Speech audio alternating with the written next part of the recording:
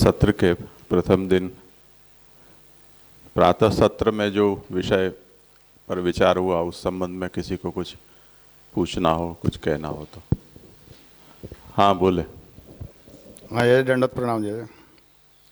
अभी कारका नंबर 24 में आप श्री ने समझाया, रुद्र शंकर के अंश रूपी ब्राह्मणों ने जीवों को यानी सेवा मार्ग से बहिर्मुख बना दिया है।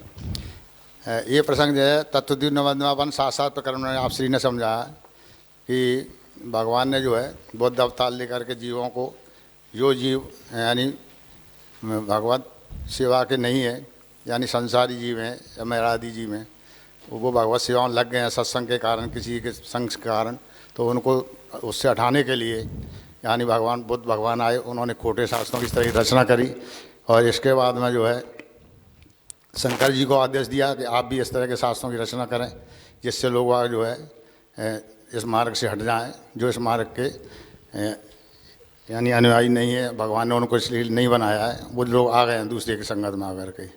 फिर भगवान ने उनके द्वारा भी व्यवस्था नहीं हुई पूरी, तो भगवान ने देवताओं से कहा, जाए तुम ब्रह्म जो है ऋषि कुल में जन्म लो और जा कर के तुम लोगों को जो है इस तरह से दूर करिए। और यहाँ पर जो है शंकर रूपी शब्द का प्रयोग किया गया है ब्राह्मणों को। तो चूँकि काम तो सबको भगवान ने एक से ही दिया था, यानी भगवत प्राप्ति से उनको दूर करना जो उसके यानी पात्र नहीं है उनको।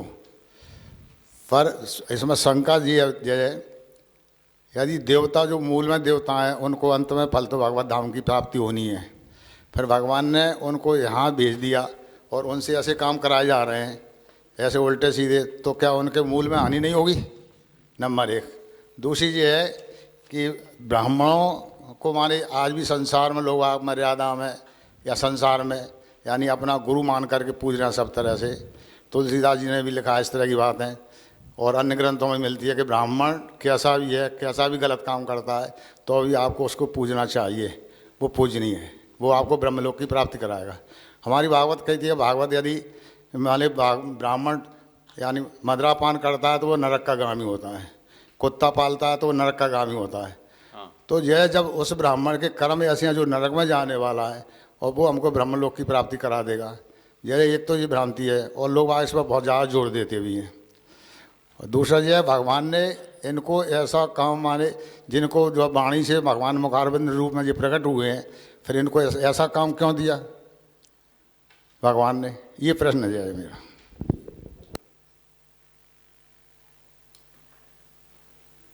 किसी को इस प्रश्न पर विचार करना हो, कुछ कहना हो?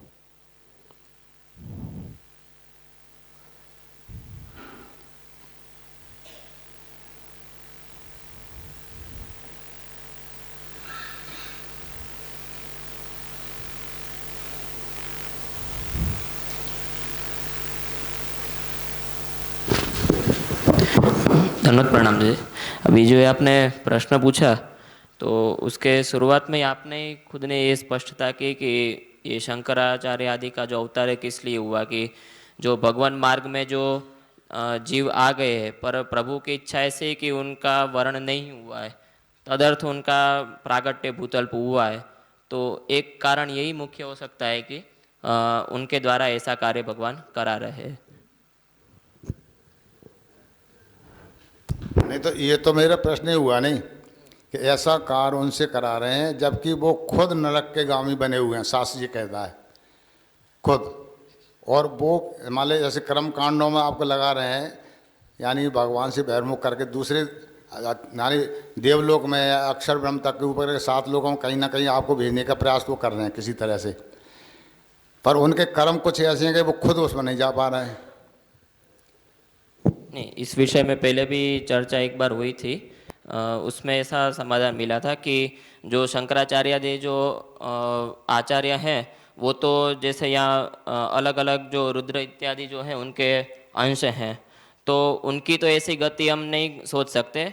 भले ये शास्त्र में ऐसा बात आती है कि ब्राह्मण यदि ऐसा मदिरा पान इत्यादि करता है तो वो नरकगामी होता है, पर किंतु यानी कि वो वेद विरुद्ध बात बताते हुए भी उनकी जो आचार्य जो है उनकी गति ऐसी नहीं होती, पर उनका जो अनुगमन करते हैं जो जीव उनकी गति ऐसी होगी, ऐसा हम समझ सकते हैं।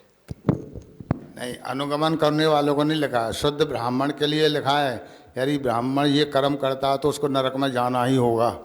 यानी उसको जो है, या तो अपन ये समझें, मैत्री राजा ने समझाया कि उनको मूल फल लास्ट में जा कर के सब कुछ जब महाप्रलय होगी तब भगवान अपने धाम में बुला लेंगे, या तो ऐसा हो सकता है। मेरी जिस तरह की कुछ सोच है तो ये कुछ क्लियर नहीं हो पा रही है कि लास्ट में जो फल मिलेगा जब तक तो वो नरक में तो जाना पड़ा उनको। आप वो जो उनका अनुगमन करते वो जीवों के बारे में पूछना चाह रहे हैं कि जो आचार्य ऐसा उपदेश? दोनों के बारे में बताया। नहीं, तो वही कि जो आचार्य है वो भले ब्राह्मण कुल में है, पर वो मनुष्य लोक में आना है तो उन्होंने ब्राह्मण कुल में अवतरण लिया है, क्योंकि उनको उपदेश कार्य करना है, तो ब्राह्मण कुल में उन्होंने प्राकट्य लिया है आचार्यों ने। तो भले ब्राह्मण कुल में, पर वास्तव में वो जो जीव है ऐसे उनकी स्थिति नहीं है ब्राह्मण क्षत्रिय आदि। वो मूल स्वरूप उनका भिन्न है, वो लीला कार्य के लिए, प्रभु की कोई विशेष आज्ञा के लिए वो अवतरित हुए। तो आचार्य के विषय में तो हम ऐसा नहीं सोच सकते, पर जो उनके अनुगमन करने वाले हैं वो च्युत हो सकते वेद मार्ग से, ऐसा हम समझ सकते हैं। नहीं, लीलाकार में भी क्या उसको जो है नरक में जाना पड़ेगा? वे भी लीलाकार होगा? नहीं, उनकी ऐसी गति नहीं होगी मेरे हिसाब में। तो फिर भागवत में क्यों लिखा है ऐसा? नहीं, जो सामान्य जो ब्राह्मण आदि जो 4 वर्ण है तो उनके लिए सामान्य व्यवस्था ये बताई गई कि जो ब्राह्मण आदि जो आप व्यवस्था बता रहे हो कि ऐसी ऐसी स्थिति होती है।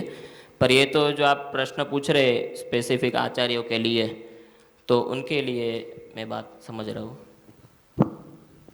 नहीं, ये तो एक सामान्य ब्राह्मण जाति के लिए शब्द का उपयोग हुआ है शास्त्रों में। मैंने बताया नहीं, तुलसीदास जी ने भी ऐसी सभाएँ लिख रखी हैं, पूजिए विप्र वेद को नहीं ना, तो इस तरह की लिखी है। तो अब वो उन्होंने ऐसा लिख दिया कि उसमें कोई गुण है नहीं है ब्राह्मण के, तो ही पूजने के। अब वो उसको जो पूजेगा तो वो जहाँ जाएगा वो वहीं तो ले जाएगा उसे।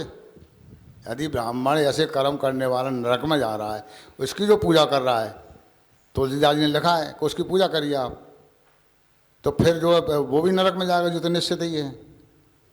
फिर वो आपको ऊपर के किसी भी लोक की प्राप्ति नहीं करा पा रहा। तो ऐसा काम भगवान ने ब्राह्मणों से क्यों करवाया, ये प्रश्न इसके आगे वाला मेरा। आखिर ये काम ब्राह्मणों को ही क्यों दिया भगवान ने? और फिर ये भी था मेरा मतलब, बाद में मैंने बताया कि मैत्री राजा ने ये बताया कि मूल फल तो उनको लास्ट में यानी भगवत धाम की प्राप्ति होगी, क्योंकि मूल तय यानी मूल देवता हैं। देवता 2 प्रकार के बताए हैं। अपन लोग भी कुछ कर्म ऐसे करके पहुंच जाते हैं, कुछ समय रहे तो बाद में नीचे आ गए लौट कर। वो देवता नीचे नहीं आते हैं, उन देवताओं को इस काम के लिए भेजा है। ये बात जो क्लियर नहीं हुई है मुझे अभी। ये जो सुबह में जैसे जे ने अपन को आज्ञा करी कि मूल वचन को अपन देखे, तो महाप्रभु जी पुष्टि प्रवाह मर्यादा में कह रहे तथापि यावता कार्यम तावत तस्य करोति ही। तो ये महाप्रभु जी को मूल वचन रिफर करे तो भगवान को जिसके पास जो काम कराना है उसके लिए वो प्रेरित करते हैं, और उसकी तरह उसकी अवस्था फल वगैरह प्राप्ति होती है। तो ये पर्याप्त है, चाहे आप आचार्य के बारे में कहो, ब्राह्मण के बारे में कहो, जीव के बारे में करो, भगवान की लीला का यही रहस्य जो महाप्रभु जी ने हमें समझाया है। तो फिर वो माने भगवान की आज्ञा का पालन करते हुए भगवान ने उनको मतलब नरक न जाने का, ये भी भगवान की इच्छा से जा रहे हैं कि वो अपने कर्मों के आधार पर जा रहे हैं।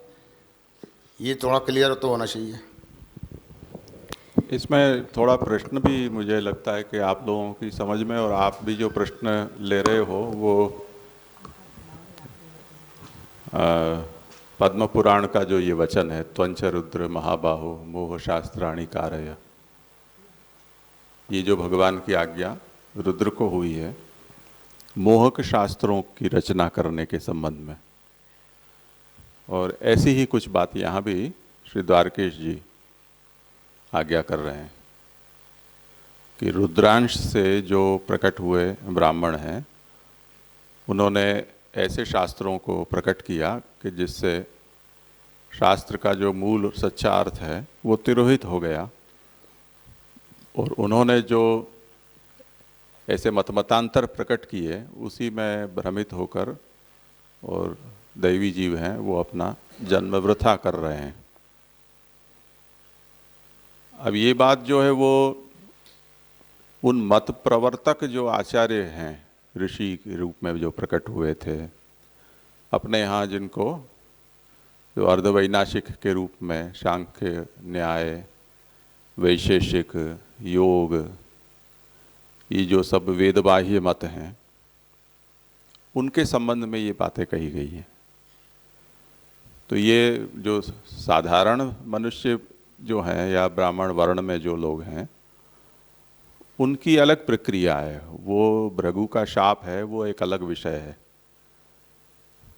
पर यहाँ जो बात कही जा रही है वो उनके लिए नहीं है। उसका मैं उदाहरण दूं आधुनिक समय में, तो जैसे अंग्रेजों ने मैकोले को रखा।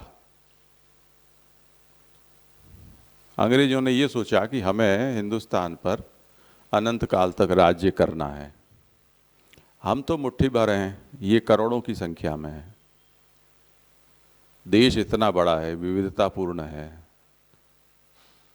अब उसे यदि हमें अनंत काल तक अपने हाथ में रखना है और उसके प्राकृतिक और सभी जो संसाधन है उसका हमें अपने हित में, ब्रिटेन के हित में हमें उसका उपयोग करना है, तो उस स्थिति में हमें मजदूरी के लिए हमारे काम कर सकें, संभाल सकें ऐसे लोगों की यहीं ज़रूरत पड़ेगी। हम ब्रिटेन से तो मंगा नहीं सकेंगे।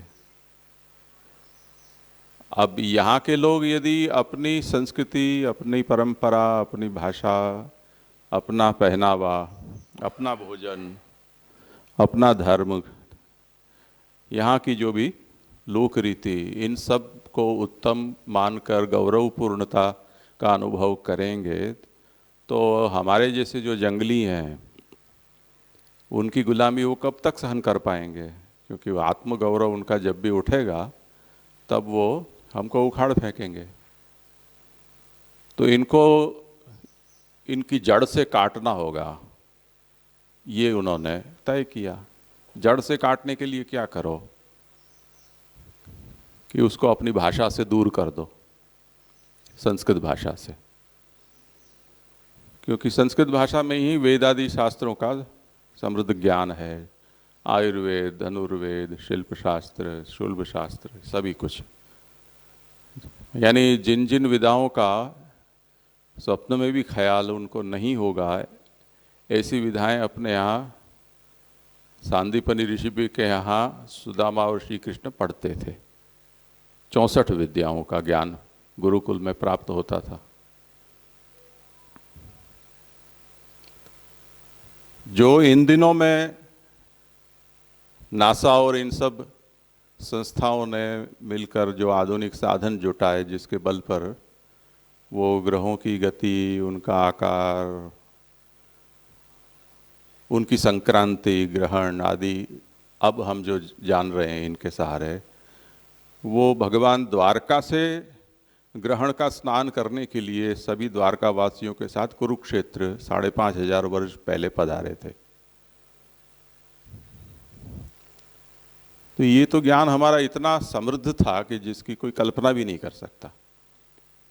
तो ऐसी जो समृद्ध परंपरा वाला देश और जो लोग हैं उनको गुलाम बनाकर रखना हो तो मूल से काटना होगा उनको।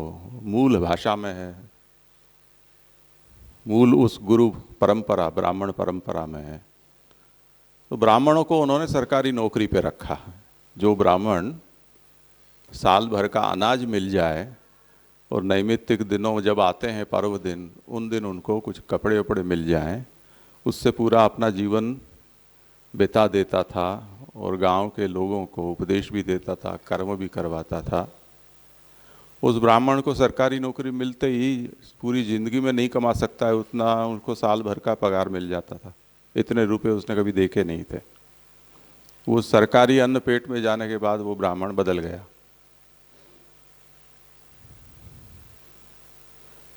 सभी गुरुकुल बंद हो गए। शिक्षा नीति मैकोले ने नई लाई कि अब सब अंग्रेजी पढ़ेंगे, क्योंकि अंग्रेज जो साहब हैं उनके हाथ नीचे काम करना है, तो अंग्रेजी तो आनी ही पड़ेगी। तो अपनी भाषा को उसने, अपनी इतिहास को नया इतिहास लिखवा दिया। अपने वेद, उपनिषद, पुराण सब के विकृत अनुवाद उन्होंने करवा दिए मैक्स मुलर और इनको रख के।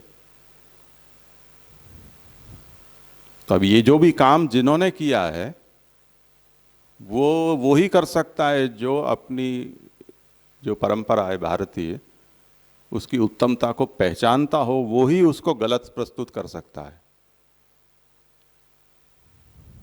तो सब नई नई कहानी उन्होंने बना ली कि यहाँ की जो प्रजा है वो द्रविड़ होती थी।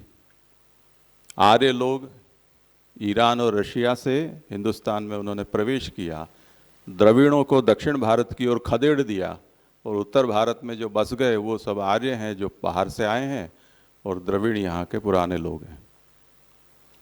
तो जो भारतीय हैं, इसी मूल के हैं, उनको बीच में उन्होंने युद्ध पैदा करा दिया, मनमुटाव किया, जो आज तक निपटा नहीं है। दक्षिण वाले लोग उत्तर भारतीयों से एलर्जी रखते हैं।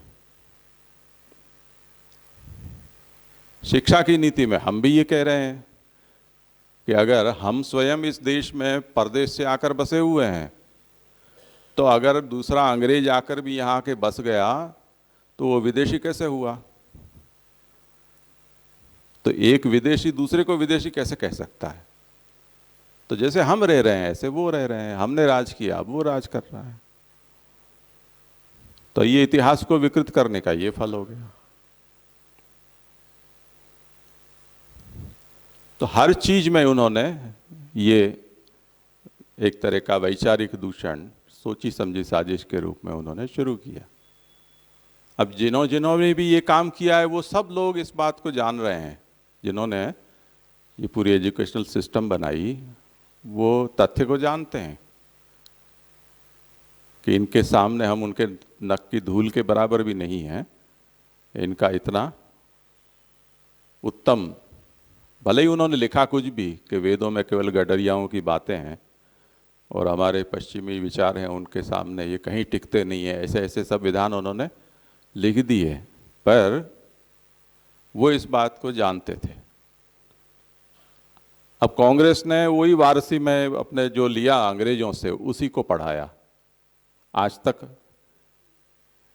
अधिकांश पढ़ाई वो ही चल रही है जो अंग्रेजों से ने शुरू की थी। अब उसमें दयानंद जैसे और मिल गए,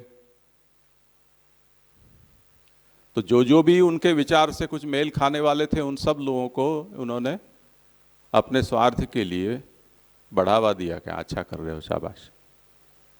पर वो क्योंकि बहुत ज़्यादा समझदार थे, इसलिए नेता जिस तरह से दल बदलू होते हैं या एक दूसरे के मंच पर चढ़ जाते हैं, ऐसा उन्होंने नहीं किया। दूसरे तरीकों से इन विचारों को करने वालों को उन्होंने प्रोत्साहन दिया। तो ऐसे करते हुए अब आज स्थिति हमारी ये हो गई कि अब हम अपनी भाषा पढ़ते नहीं हैं, पढ़ने लायक नहीं रहे, हम अपने मूल से कट गए। तो बिना कुछ किए हमारा सर्वनाश हो गया। तो ये जो आज हमारी पीढ़ी है वो अभी थोड़ी सांस्कृतिक बात तो दूर चली गई, अब तो जो स्थानीय भाषा है उनको भी लोग पढ़ना लिखना नहीं जानते हैं। और अगर कहीं ऐसे सार्वजनिक स्थानों पर अंग्रेजी बोलनी नहीं आती है तो शर्म से डूब मरने जैसी स्थिति होती है, ऐसा महसूस करते हैं। तो ये गौरवहीनता की स्थिति हुई क्यों? वो इसीलिए तो हुई ना कि तुम अपने परंपरा को नहीं जानते हो, अपने धर्म को नहीं जानते हो, अपने नीति के मूल्यों को नहीं जानते हो। अब जो भी चीज़ें हमारी परंपरा से हमारे जीवन में थी उनको आधुनिकता के नाम पर दकियानूसी सिद्ध किया गया। जैसे हम पत्तल में खाते थे, मिट्टी के बर्तनों में खाते थे, नहीं हम तो प्लेट में खाएंगे। अब वो प्लास्टिक की प्लेट और वो जो पूरा प्लास्टिक है वो राक्षस बन के हमको खा रहा है, तबाही के ऊपर हम खड़े हैं। अब कह रहे हैं कि नहीं, पत्तल में खाना और डिस्पोजेबल जो मिट्टी वाले हैं वो उससे अच्छा तो और कुछ होता ही नहीं है। तो हर चीज उल्टी पड़ रही है और उसका ऐसा सब लोगों को हो रहा है, पर अब तो ये इतना माफिक आ गया है हमको सबको कि लौट कर वहां तक जाना वो अब असंभव सा हो गया है। तो तात्पर्य ये है कि इसी उदाहरण को यहाँ भगवान की आज्ञा के साथ हमें समझना होगा। भगवान ने ये कहा कि इतने सब शास्त्रों का प्रकाशन हो जाने पर सभी दैवी मार्ग को जानने लग गए, और इतने दैवी लोग तो हैं नहीं, और न मैं चाहता हूं कि इतने लोगों का उद्धार हो, क्योंकि ये तो सृष्टि रेशोत्तरोत्तरा चलती रहे सृष्टि, ये प्रभु की इच्छा है। सभी लोग यदि उद्धार के मार्ग को जान लेंगे तो सृष्टि खाली हो जाएगी, तो वो तो प्रभु नहीं चाहते हैं। क्रीड़ा चलती रहनी चाहिए हर तरह की, पुष्टि वाली, मर्यादा वाली, प्रवाह वाली, सभी तरह की। तो जो लोग थोड़ा बहुत ऊपर चढ़ना सीख रहे हैं उनको नीचे पटकना कैसे? तो खींच के पटकोगे तो कुछ गड़बड़ हो जाएगी, अच्छा नहीं लगेगा। तो उनको ऐसा रास्ता बताओ कि जो रास्ता विपरीत दिशा में जाता हो फिर भी वो उससे संतुष्ट हो। इसलिए शास्त्रार्थ प्रकरण में इस विषय पर ये बात कही गई कि जिन जिन लोगों को हम ये कहते हैं कि आपने ये असन्मत का प्रवर्तन किया है, वो जितने भी असन्मत मत के प्रवर्तक हैं, चाहे सांख्य हो, योग हो, न्याय वैशेषिक हो या मायावाद हो, वो मुक्ति से कम कोई बात करते ही नहीं है। सबके सब संसार के खिलाफ हैं, सभी यम नियम आसन के गुण गाते हैं। तो ऐसा कैसा मोहक मार्ग है कि जो यम नियम प्राणायाम की बातें करता हो, मोक्ष की बात करता हो, और इतना करते हुए भी फिर वो भगवान मार्ग से विमुख करने वाला हो जाए। तो महाप्रभु ने उसे कहा कि यही महामोह है। ये छोटा मोह नहीं है, महामोह है। अयमेव महामोह हीदमेव प्रतारणम यत् कृष्णम न भजेत प्राज्ञः शास्त्राभ्यास परः कृति। प्राज्ञ है वो, शास्त्रों को पढ़ते हैं। अब न्याय आदि शास्त्र को हम देखें तो उसकी भाषा के ऊपर भी थोड़ा सा हम ध्यान दें तो जो वेदांत या पुराण आदि वेद आदि शास्त्र हैं उनमें ऐसी लच्छेदार भाषा का प्रयोग नहीं होता है। वहाँ इतनी कठोर और जिससे एक एक मात्रा बंधी हुई हो ऐसी भाषा का प्रयोग अवच्छेद अवच्छेदक का वहाँ नहीं होता है। तो भारी ऐसी अटपटी भाषा का प्रयोग नव्य न्याय करता है जो किसी शास्त्र में नहीं है। फिर भी वो है मोहक शास्त्र। वो नरक में जाने की बात नहीं करते हैं। वो नरक वाली जितनी बात आप जो सोच रहे हो कि जो ब्राह्मण ऐसा आचरण करते हैं जिसके कारण चौपाइयों में कहा है कि वो नरक में गिरेगा, ऐसी बात कहीं इन मोहक शास्त्रों में नहीं है। सात्विकता की बातें हैं सभी जगह, त्याग वैराग्य ज्ञान उपासना ईश्वर सब कुछ है वहाँ। पर इतना सब होते हुए भी ये शास्त्र जो पढ़ता है अगर उसमें उसकी निष्ठा हो गई तो वो सन्मार्ग से विमुख हुए बिना नहीं रहेगा। किसी की साधन में निष्ठा प्रबल हो जाती है, किसी की तर्क में प्रमाणों में निष्ठा प्रबल हो जाती है, किसी की कर्म में हो जाती है। कल ही हमारे भागवत में द्वितीय स्कंद के द्वितीय अध्याय के अंतिम श्लोक में ये विषय वही आया था कि उसकी जो पकड़ है भीतर से, जो श्रद्धा का मूल कारण है, वो सब हिल जाता है इन शास्त्रों को पढ़ने के बाद। यानी मायावाद इतने त्याग वैराग्य की बात करता है पर जिसका उपासन करने के लिए कहा जाता है उसको मिथ्या कहने में उसको बिल्कुल भी शर्म नहीं, झिझक नहीं आती है। भज गोविंदम मूढ़ मते, ऐसा जो गाता है वो गोविंद भी मिथ्या ही है अल्टीमेटली। तो ऐसा कहने में उनको बिल्कुल भी संकोच नहीं है। लाख लोगों की मैदनी के सामने वो ये बात कह सकता है। तो अब इससे बड़ा और महामोह और क्या हो सकता है। तो महाप्रभु इसीलिए आज्ञा करते हैं कि अयम एव महामोह। ये शास्त्रों के प्राकट्य के बाद अब शंकराचार्य जी के विषय में क्या कहना। तो सभी जो भी ब्रह्मवादी हैं, मायावाद को छोड़कर, वो सभी ये कहते हैं कि जो भज गोविंदम मूढ़ मते, ऐसी गोविंद की स्तुति कर सकता हो वो आचार्य का निगूढ़ आशय जगत मिथ्या होने के साथ साथ गोविंद भी मिथ्या है, ऐसा कैसे हो सकता है। तो उनका तो ऐसा आशय नहीं है, पर और लोगों को छलने के लिए उन्होंने ये बात कही है। तो पूरा मायावाद है वो इसी उद्देश्य से है। तो उनकी तो दुर्गति नहीं होगी, वो तो तर जाएंगे, क्योंकि उनको तो पता है वो रुद्रांश से न सही तो रुद्र के अवतार के रूप में शंकर साक्षात, वो तो शंकराचार्य ही, महादेव ही शंकराचार्य के रूप में प्रकट हुए हैं। तो वो तो प्रधान मल्ल हैं, यानी मुख्य भगवान के आज्ञा के निर्वाहक हैं। उनकी देखा देखी पीछे और भी टटपुंजियों हैं, उनको उन्होंने ये सब काम शुरू किया कि चलो तो एक आध मिथ्यावाद हम भी पैदा कर देते हैं। तो तू डाल डाल में पात पात, इस तरह से ये न्याय वैशेषिक इत्यादि जो लोग हैं उन्होंने भी ये सब शुरू किया।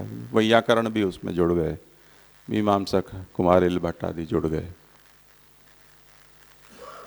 तो ये बात मुख्य समझनी है। अब उनकी बातों में जो आ गए, तो सबसे पहले तो ब्राह्मण ही आने हैं, क्योंकि ब्राह्मण उपदेशक है, गुरु वर्ण है। तो सबसे पहले तो ब्राह्मण ही आएंगे। ब्राह्मण के द्वारा फिर दूसरों वर्ण में इस विषय का प्रचार होगा। तो आज भी जैसे भारत सरकार किसी विषय का प्रचार करना चाहती है, तो सबसे पहले अपने जो कर्मचारी महकमा है उसमें उसका सर्कुलर जाता है, उनके द्वारा पीछे और समाज के वर्ग में वो फैल जाता है, वो चाहे शिक्षक हो या क्लर्क हो, जो कोई भी हो। तो उस तरह से यहाँ भी हमें ये समझना है कि महादेव जी को भगवान ने आज्ञा की, इसलिए महादेव जी ने कुछ कार्य स्वयं किया और उनसे प्रेरित होकर उनके अंश से जो प्रकट हुए उन्होंने बाकी जो बचा था वो काम कर दिया। अब महादेव जी को क्यों पसंद किया उसका कारण भी समझना चाहिए कि जो अंतरंग हो उसी को ऐसी जिम्मेवारी सौंपी जाती है, और कोई तो फूट जाए। जैसे प्रचेताओं को कहा, प्रचेता के हम कहाँ इस सृष्टि के कार्य में पड़ेंगे, हम तो बैठ के तप करेंगे, तो तप करने बैठ गए, ये उल्टा सीधा काम हमको मत दो। तो भगवान को विश्वास था महादेव जी ऊपर, क्योंकि वो संहार के देवता भी हैं। तो सब कुछ अगर बुलडोज़र का काम करना हो तो महादेव जी से अच्छा और कौन कर सकता है। तो ये काम महादेव जी को सौंपा गया।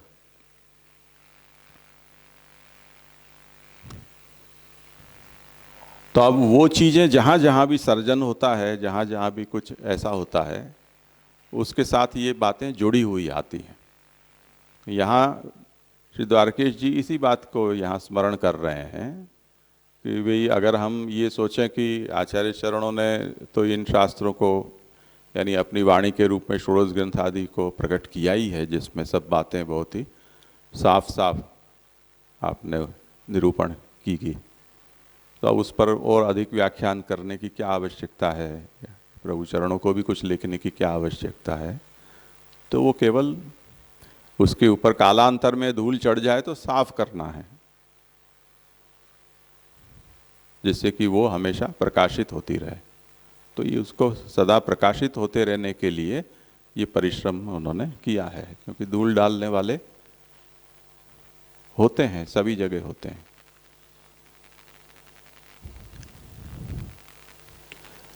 कभी आप लोग ने देखा होगा, रास्ते में जाते हैं तो माइलस्टोन के पत्थर होते हैं, उनके किलोमीटर की संख्या में लोग छेड़छाड़ कर देते हैं। शिवपुरी 10 किलोमीटर तो एक निकाल दिया तो 0 किलोमीटर। अब एक वहाँ देखे तो कुछ दिखे ही नहीं, जंगल दिखे। कहीं दूसरा 0 लगा दिया, अभी 100 किलोमीटर और है, तो चलो यहाँ आसपास की होटल में खाना खा लेते हैं। वो होटल वाला ही कर देता है ऐसा कि 100 किलोमीटर है। तो ऐसे में पथभ्रष्ट कराने वाले आनंद ले लेते हैं, अपना स्वार्थ भी साधते हैं। तो इस अभिप्राय से इसे समझना है। रही बात यह कि जो ब्राह्मण को पूज्य माना गया है और उसको नरकगामी भी कहा है, तो कर्मानुसार गति तो सबकी होती है, उसमें तो कोई विरोध नहीं है। पर जो इन कार्यों को करने के लिए भगवान के द्वारा नियुक्त हैं, उनकी ऐसी गति नहीं होती है। वो भगवान द्वारा आज्ञप्त हैं, अपॉइंटेड हैं वो, कि आपको ये कार्य करना है, आप उनसे डरना मत। जैसे अर्जुन जी को ये मन में आशंकाएं हुई थी, इतना बड़ा जनसंहार करने पर और केवल हम 5 भाइयों को रहने खाने पीने का बंदोबस्त करना है, उसके लिए इतने सब लोगों को मारना है, उसके बजाय वो आके हमें मार जाएं, तो झंझट खत्म हो जाए, हमको कुछ नहीं चाहिए। तो वो भगवान की इसके पीछे क्या इच्छा है वो नहीं जान रहे हैं, इसलिए वो सब विषाद प्रकट हुआ है। भगवान ने कह दिया कि मोक्षयिष्यामि मा शुचः। तुम अपने को कर्ता देख रहे हो, इसके कारण तुमको पाप पुण्य और ये मैं कर रहा हूँ या वो जा रहा है, ऐसा विचार आ रहा है।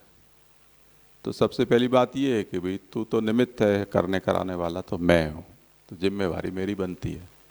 दूसरी बात ये है कि अगर फिर भी तुमको ऐसा लगता है कि निमित्त के रूप में भी अगर मेरा इस्तेमाल हुआ है, तो निमित्त को जो पाप लगता है वो लगेगा, तो वो उससे मैं छुड़ा दूंगा। अब तो कोई समस्या नहीं है, अब मारो।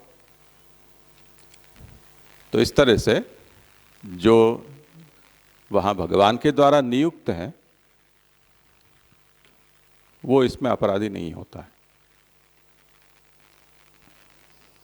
जैसे जल्लाद होते हैं,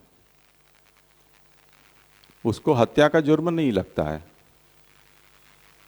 क्योंकि कोर्ट के द्वारा किसी को फांसी पर चढ़ाने के लिए उसे आदेश दिया गया है, वो चढ़ा देता है, तो उसने थोड़ी मारा है। इसी तरह यहां समझना है। ठीक है, और कोई विषय हो तो।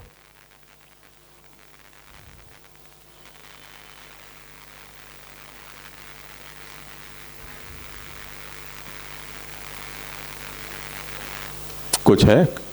नहीं ना? हाँ, अब श्री गोसाई जी यमुनाष्टक के ऊपर विवृत्ति जो लिख रहे हैं उस पर मंगलाचरण करते हैं। अभी जो मंगलाचरण हमने देखा था वो श्री द्वारकेश जी का था। वो उन्होंने अपनी विवृत्ति आरंभ करने से पहले एक तरह से उपक्रम किया था। श्री गोसाई जी आज्ञा करते हैं, विश्वोद्धारार्थमेवाविर्भूत वृंदावन प्रियाः कृपयन्तु सदा तात चरणामयि विठ्ठले।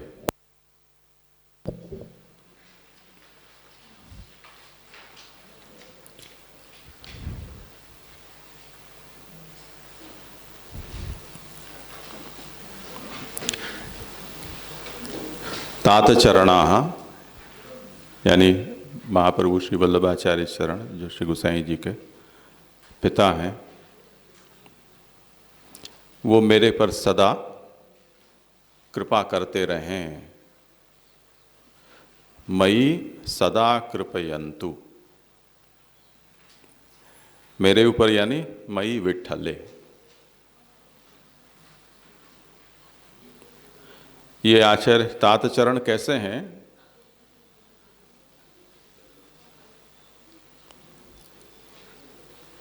विश्वोद्धारार्थमेव आविर्भूत वृंदावन प्रियाः।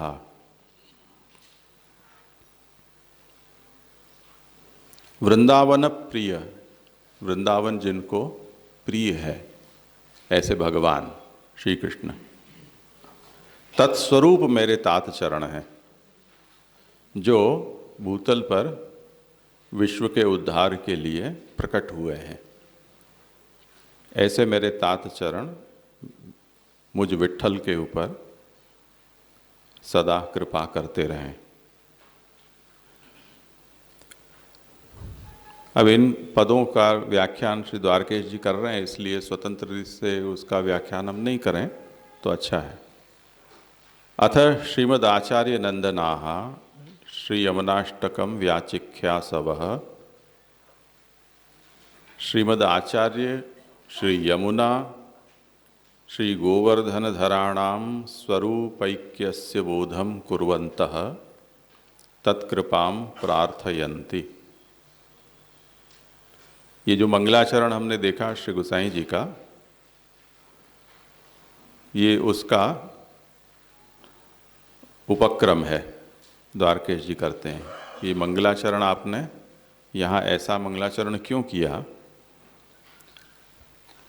तो उसके पीछे कारण ये है कि श्री गोसाई जी यमुनाष्टक पर व्याख्या लिखते हैं, उसमें आप श्री महाप्रभु, श्री यमुना जी और श्री गोवर्धनधर श्री कृष्ण, इन तीनों के स्वरूपों को भिन्न भिन्न नहीं देखते हैं, एक ही मानते हैं।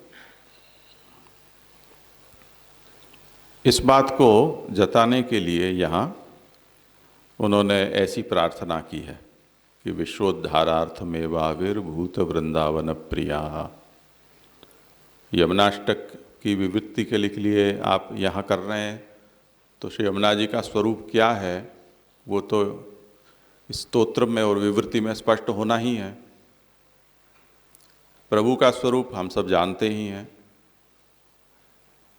आचार्य चरणों का स्वरूप क्या है वो यहाँ श्री गोसाई जी समझा रहे हैं कि जैसे भगवान श्री कृष्ण को वृंदावन प्रिय है, उसी तरह से आचार्य चरण भी ऐसे ही हैं।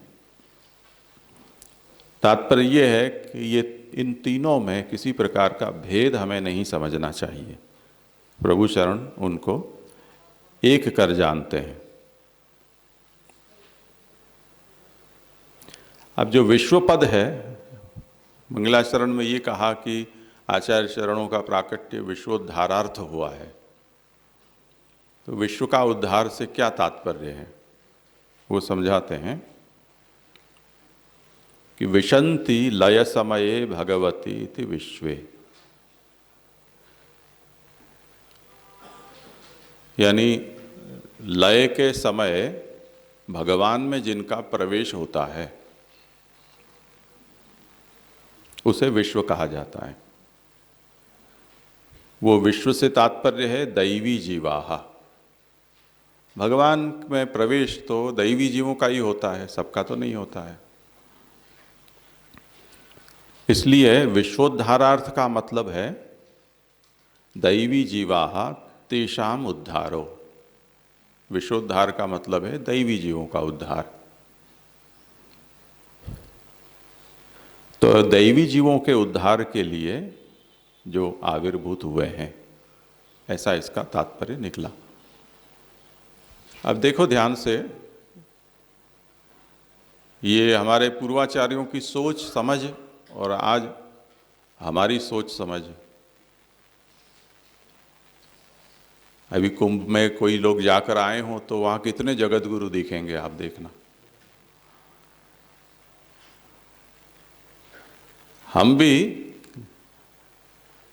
किसी से पीछे नहीं रहने वाले हैं। हमारे यहाँ भी वल्लभ वंशजों में महाप्रभु ने कभी अपने आप को जगत गुरु नहीं कहा होगा, पर अब हम छिटपुट जो गांव में भी कोई नहीं जानता हो तब भी जगत गुरु का विरुद्ध हम लगाते हैं। पूर्वाचार्य इस विषय में क्या दृष्टि रखते हैं वो यहाँ समझना है कि दैवी जीवों के उद्धार, पुष्टि प्रवाह मर्यादा भेद में महाप्रभु ने इसी विषय पर प्रकाश डाला था। और वहाँ आप ये समझाते हैं कि भगवान कहते हैं कि दो प्रकार के जीव सर्ग हैं, भूत सर्ग, दैवी और आसुरी। तो दैवी का मतलब ये है कि जिनका उद्धार कभी न कभी होना है, वो दैवी कहे जाते हैं। और सृष्टि के विलय पर्यंत जिनका उद्धार नहीं हो सकता है वो सब आसुरी जीव कहलाते हैं। तो ये जो मार्ग प्रकट हुए हैं, पुष्टि मार्ग, मर्यादा मार्ग और प्रवाह मार्ग, वो तीन मार्ग इन तीन प्रकार के जीवों को दृष्टि में रखकर ही प्रकट किए गए हैं। तो दैवी में जो पुष्टि जीव हैं उनके लिए पुष्टि मार्ग है, दैवी में मर्यादा जीवों के लिए मर्यादा मार्ग है, और प्रवाह तो है ही सदा सर्वदा। तो अब जगत गुरु शब्द का प्रयोग हम आज जिस अर्थ में करते हैं, ऐसी तो कल्पना किसी ने की भी नहीं होगी कि कोई मार्ग या कोई व्यक्ति आसुरी जीवों का भी उद्धार करने के लिए हो सकता है।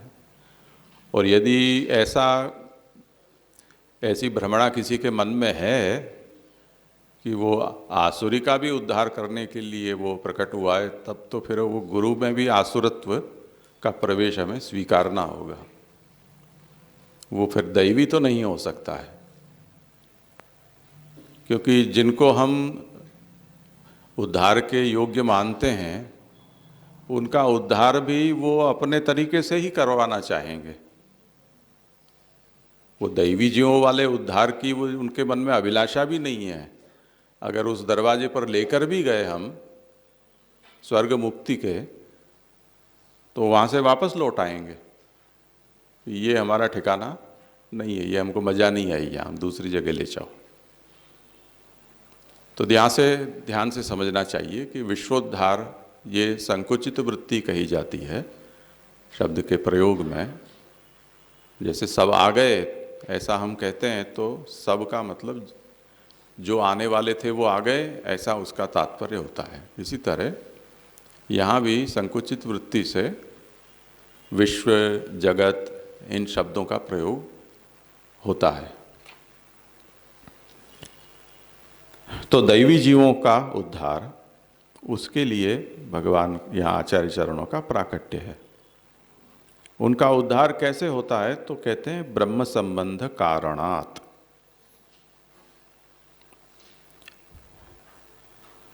उनका ब्रह्म के साथ संबंध करवाकर,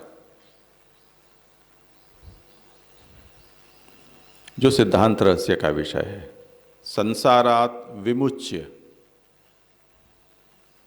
अहंता ममता रूप जो संसार है उससे उनको छुड़ाना, स्वस्वरूपानंद दानम इति, और भगवत स्वरूप का आनंद है वो आनंद उनको देना। थोड़ा इसको धीरा कर दो ना, शायद सी सी आवाज आ रही है। तो ये उनका उद्धार है, दैवी जीवों का उद्धार, प्रभु के साथ उनको जोड़ना, संसार से छुड़ाना और भगवत स्वरूप के आनंद की प्राप्ति कराना, यही उनका उद्धार है।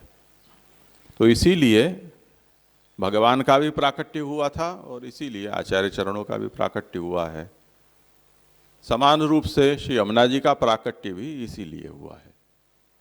तो इस दृष्टि से ये तीनों ही स्वरूप, इन प्रयोजन के ऐक्य से उनके स्वरूप में भी ऐक्य है, ऐसे समझना चाहिए।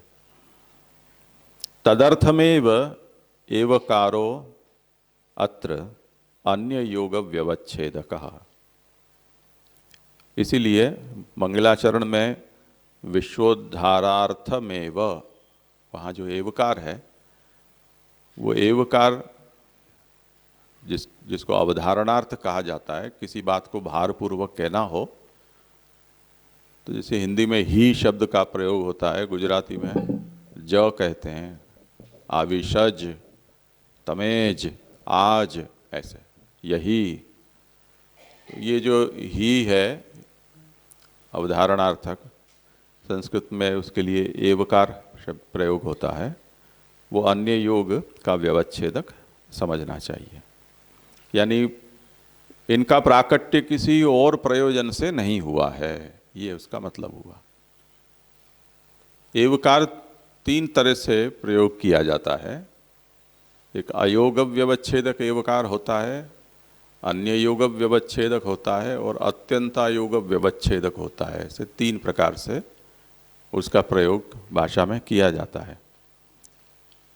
और उसका अर्थ इस तरह से होता है कि जब विशेषण के साथ एवकार जोड़ा जाता है तो वो अयोग व्यवच्छेदक माना जाता है, विशेष्य के साथ एवकार हो तो अन्य योग व्यवच्छेदक, और क्रिया के साथ इसका अन्वय होता हो तो वो अत्यंतायोग व्यवच्छेदक माना जाता है।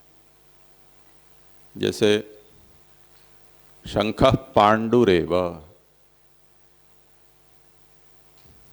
यानी शंख पीला ही है। कोई दूर से शंख पड़ा हुआ है और 2 लोगों के बीच में उसको लेकर विवाद हो रहा है। एक कहता है कि सफ़ेद है, एक कहता है मटमैला, एक कहता है पीला है, और उसमें कोई ये बोलता है कि शंख पांडुरेव, शंख है या नहीं उस विषय में कोई विवाद नहीं है, शंख के अस्तित्व के विषय में विवाद नहीं है, उसके रंग के विषय में चर्चा हो रही है। तो वो अयोग व्यवच्छेदक माना जाता है। शंख पीला है, पीला होना शंख का विशेषण है, शंख विशेष्य हुआ। इसी तरह पार्थ एव धनुर्धरः, अर्जुन ही धनुर्धर है। यानी इसमें धनुर्धर जो है वो अर्जुन का विशेषण है। धनुर्धर होने के विषय में विवाद नहीं है। धनुर्धर कौन है? मान लो कि कर्ण है, अर्जुन भी है, अश्वत्थामा भी है, तीनों खड़े हुए हैं, और कौन धनुर्धर है, यानी श्रेष्ठ धनुर्धर, तो अर्जुन ही धनुर्धर है। तो ये विशेष्य जो है उसके साथ एवकार जुड़ा, तो तात्पर्य क्या निकलेगा, सुनने वाला क्या समझेगा इस वाक्य से? ये अर्जुन के अलावा और कोई धनुर्धर नहीं है। तो ये अन्य योग का व्यवच्छेदक हुआ। और इसी तरह से क्रिया के साथ भी एवकार का प्रयोग होता है। जैसे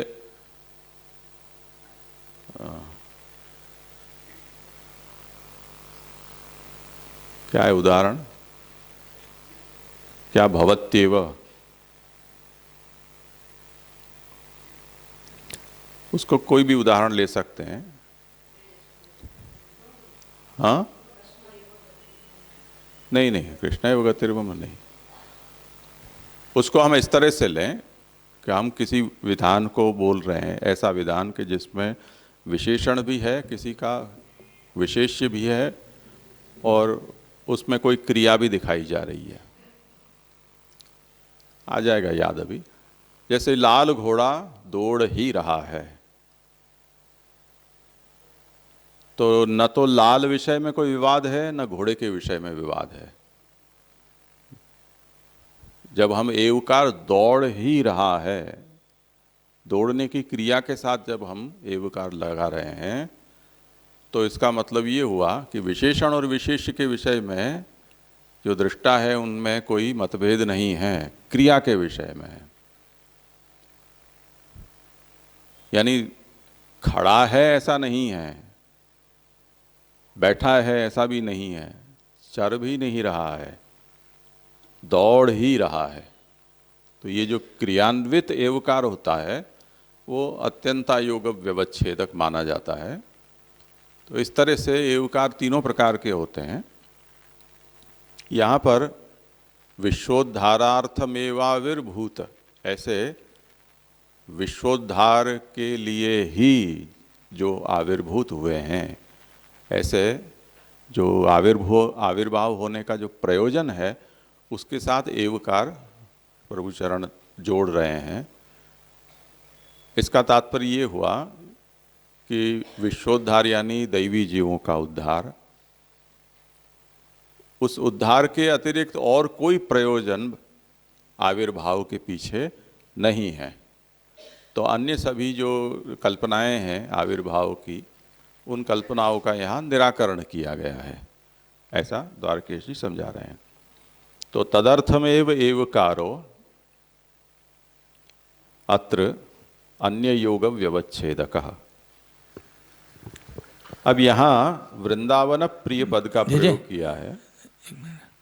इसमें ये समझना था कि स्वरूपानंद दानम, तो उसमें तात्पर्य तो यही है कि भाई प्रभु के स्वरूप का आनंद है, लेकिन ये पूर्व परामर्श देखे तो आचार्य चरण की बात आ रही है ना, तो साथ में लेंगे तो स्वस्वरूप है, तो कोई ऐसा समझ सकता है ना कि आचार्य चरण अपने स्वरूप का दान करने के लिए, कि मेरी कुछ गलत समझ है इसमें? देखो ध्यान से समझो, जो आविर्भूत हुए हैं वो वृंदावन प्रिय हैं, ऐसे जो तात चरण मेरे पर सदा कृपा करें। अब इसमें जो उद्धार कहा, उसके उद्धार के तीन अर्थ बताएं। एक तो संबंध कराना, कौन कराएगा? महाप्रभु ही तो कराएंगे। दूसरा संसारात विमुच्य, संबंध भी ऐसे ही नहीं कराना जैसे आधुनिक समय में उपदेशक लोग कहते हैं तुम कुछ भी करो सब चलेगा, साथ में ये भी कर लो, या नहीं करोगे तो भी चलेगा, तुम्हारी ओर से हम सब कर लेंगे, तुम हमको भेंट रखते ना, पवित्र एकादशी को भूल मत जाना, 12 को, बस इतना करते रहो, बाकी सब हम कर लेंगे। तो ऐसा करते ही हैं। ऐसा कोरोना के समय तो सबसे पहले वल्लभ कुल बालक ने इतने उत्साहित हो गए कि अपना QR कोड और सब बैंक अकाउंट का बना के और पब्लिश भी कर दिया कि जो लोग पवित्रा 12 के दिन यहाँ आ नहीं सकें, क्योंकि तुम आ जाओगे तो हम मर जाएंगे कोरोना लेकर, तो उन्होंने QR कोड ही डाल दिया और ये और लिख दिया कि आपको ये बड़ी सुविधा हो जाएगी भेंट धरने की, हम तुम्हारी ओर से सब कुछ कर रहे हैं। तो इस तरह से नहीं, पर संसार से मुक्त करके ब्रह्म संबंध कराकर स्वस्वरूप आनंद दानम, अपने स्वरूप के आनंद का दान।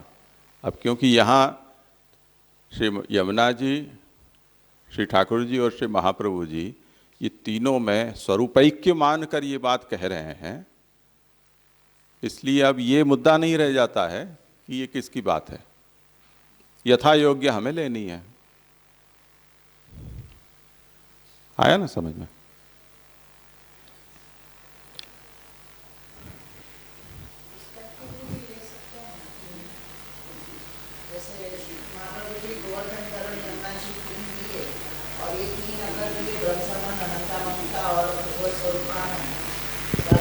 ले तो बैठे थे। हाँ बैठाओ।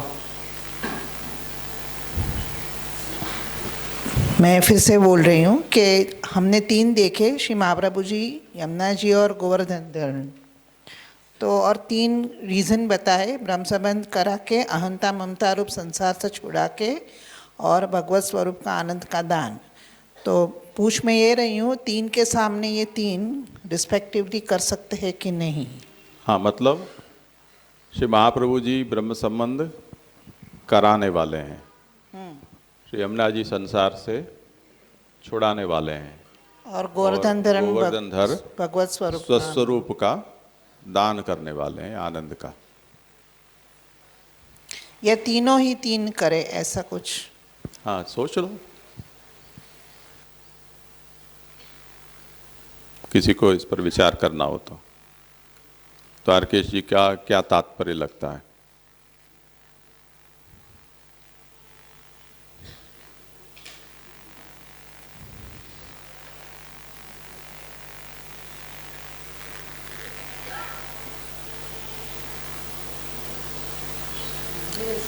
लग रहा है कि महाप्रभु जी ने तो ब्रह्म संबंध कराया है, वो तो क्लियर बात हो गई।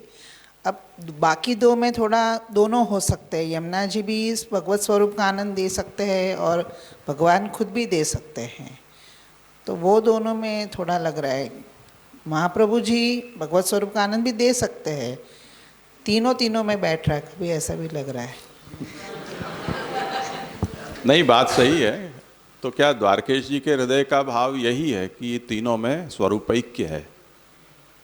उसके कारण जो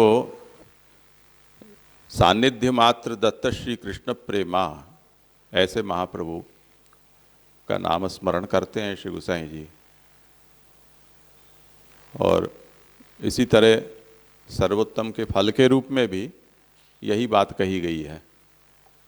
यही बात हम यमुनाष्टक में भी आगे श्री यमुना जी के सामर्थ्य को हम देखेंगे, सकल सिद्धि देने वाले हैं, उनसे भी ये सब चीज़ें तीन आएंगी। अब रही बात ये कि स्वस्वरूप से जब हम अगर यमुना जी लेंगे तो यमुना जी का स्वरूप न कहकर भगवत स्वरूप, यानी तीनों को भगवत रूप जानकर अगर हम कर रहे हैं तो भगवत स्वरूपानंद, ऐसा इसका अर्थ हम लेंगे। श्री यमुना जी के स्वरूप का आनंद या श्री महाप्रभु जी के स्वरूपानंद का यहाँ लाभ हो, ऐसा उसका तात्पर्य हम नहीं समझेंगे। ठीक है ना? और एक ये पूछना था कि आगे जब आपने विश्वोद्धार की बात की, जब पहले पढ़ते तो मुझे भी यही प्रश्न हुआ था कि महाप्रभु जी थोड़ी विश्व के उद्धार के लिए प्रकट हुए, फिर संकुचित अर्थ आपने किया कि दैवी जीव। तो जो आप आधुनिक गुरु के उपदेश की बात कर रहे थे तो उनका भी यही तात्पर्य हो सकता है, जगत उद्धारक बोले, लेकिन अंदर से उनका भी यही बोलना होगा कि मैं दैवी जीव के एंगल से बोल रहा हूँ। शब्द प्रयोग ऐसे ही किया है उन्होंने, ऐसा नहीं समझ सकते? हाँ, हमें अगर आचार्य शरण जितने निर्मल हृदय हैं, उन्होंने कभी भी अपने लिए जगत गुरु या विश्व गुरु का शब्द का प्रयोग जब नहीं किया है, तब फिर जो आधुनिक जो हैं वो उनसे बढ़ चढ़ कर जब ये निरूपण कर रहे हैं, तब हमें कुछ तो सोचना होगा ना। दूसरा ये है कि हमारे यहाँ जो कंठी की साइज़ है वो एक्स्ट्रा लार्ज होती है, यानी कोई भी उस कंठी में ना आ सके ऐसी साइज़ नहीं होती है। तब भी हमें समझना पड़ेगा कि इसका मतलब क्या है।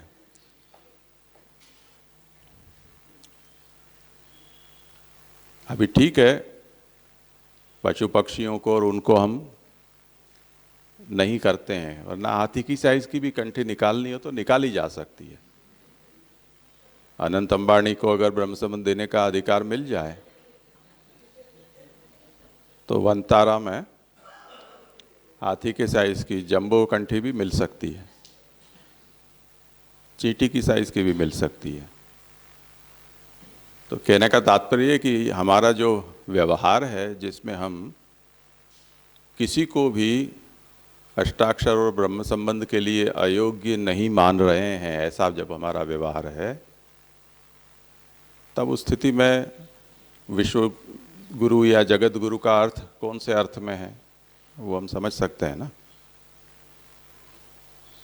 अभी ऑस्ट्रेलिया से कुछ समय पहले यहाँ के कोई गांव में रहने वाले अपने बच्चों को लेकर आए थे, उनको अष्टाक्षर कंठी दिलवानी थी बच्चों को। 5, 6, 7, 8 साल के थे वो। उनके साथ उनकी दादी भी आई थी।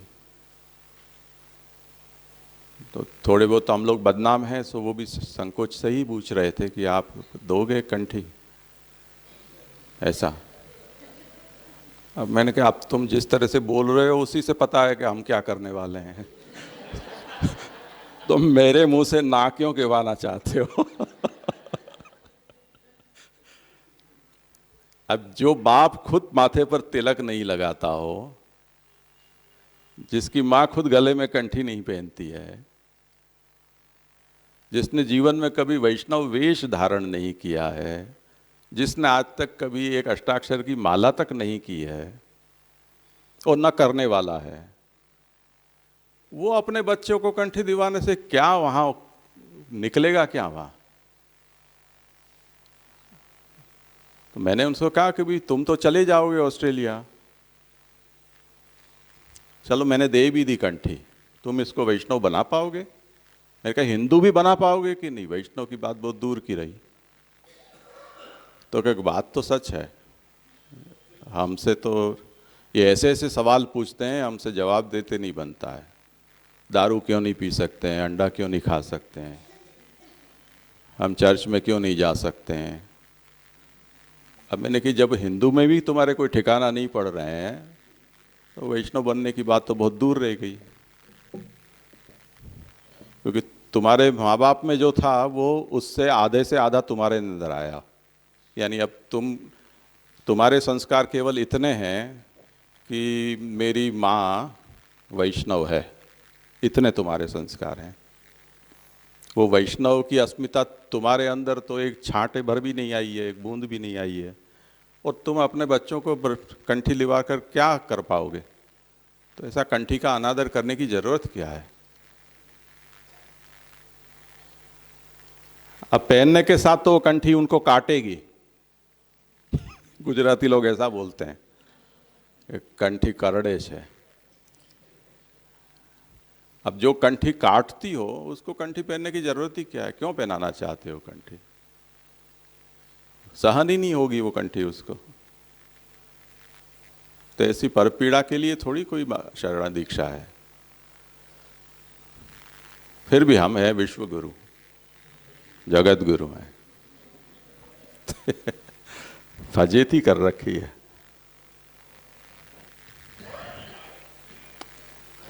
तो ये बात है यहाँ कि वृंदावन प्रियम, विश्वोद्धार के ही लिए जिनका आविर्भाव हुआ है, ऐसे जो वृंदावनम प्रियम येषाम ते चते आविर्भूताश्च, वृंदावन जिनको प्रिय हैं ऐसे भगवान श्री कृष्ण, और वो जहाँ आविर्भूत हुए हैं, अथवा लीलार्थम आविर्भूतम यद वृंदावनम तत्प्रियम येषाम ते पितृचरणा। दो तरह से इसका अर्थ किया है, एक तो वृंदावन प्रिय का अर्थ श्री कृष्ण, और दूसरा प्रभु की लीला हो सके उसके लिए जो वृंदावन प्रकट हुआ, वो वृंदावन तत्प्रियम येषाम, जिनको प्रिय हैं। तो ऐसे भगवान श्री कृष्ण जिनको प्रिय हैं या वृंदावन जिनको प्रिय हैं, ऐसे मेरे पिता मुझ विट्ठल के ऊपर सदा कृपाम कुर्वन्तु, सदा कृपा करें। यहाँ विट्ठल पद का अर्थ बताया है ज्ञान शून्यान, ज्ञान शून्यानुग्राह के, जो ज्ञान शून्य है उनके ऊपर जो अनुग्रह करते हैं, ऐसे ज्ञानदाता, उनके ऊपर सदा कृपा करें। एतेन निजाचार्य स्वरूप निरूपण, सस्वरूप निरूपण, श्री यमुना स्वरूप निरूपण, श्री गोवर्धन धर स्वरूप निरूपण पूर्वकम कृपाबलम संप्रार्थ्य प्रथम श्लोकम अवतारयन्ति विविधेति। इस प्रकार श्री गोसाई जी ने यहाँ निजाचार्य के स्वरूप का निरूपण किया, विट्ठल पद से स्वस्वरूप का निरूपण किया, इसी तरह श्री यमुना जी का स्वरूप और श्री गोवर्धन धर श्री कृष्ण के स्वरूप का निरूपण करके कृपा बल की यहाँ प्रार्थना मंगलाचरण में की। और ऐसी प्रार्थना मंगल स्तुति से करके अब यहाँ जो प्रथम श्लोक है नमामि यमुनामहम, उसकी अवतरणिका प्रभुचरण लिखते हैं। स्पष्ट है? हो गया? विविध लीलोपयोगिनीम कालिंदीम स्तोतु कामाः श्री गोकुलेशे यथा जीवैर्नमनातिरिक्तं न कर्तुं शक्यं तथा कालिंद्यामपि इत्याशयेन आदौ नमनमेव आहु नमामीति। जैसे यहाँ ज्ञान शून्य अनुग्रह ग्राहक है, यानी श्री गोसाई जी भी इतनी दीनता दिखा रहे हैं कि इतनी दीनता दिखा रहे हैं कि वो भी ज्ञान शून्य नहीं नहीं, नहीं, जो ज्ञान शून्य उसके ऊपर श्री महाप्रभु जी कृपा करे। श्री गोसाई जी ऐसे हैं कि गोसाई जो जी, हाँ। ज्ञान शून्य को ऊपर अनुग्रह करते हैं। ओके, मई विठ्ठल की व्याख्या की। ओके, विठ्ठल पद की। ओके।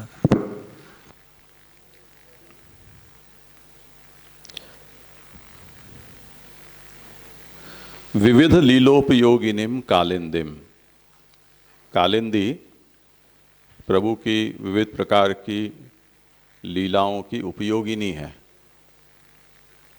ऐसी कालिंदी श्री यमुना जी उनके स्तोतु कामाः, उनकी स्तुति करने की इच्छा से।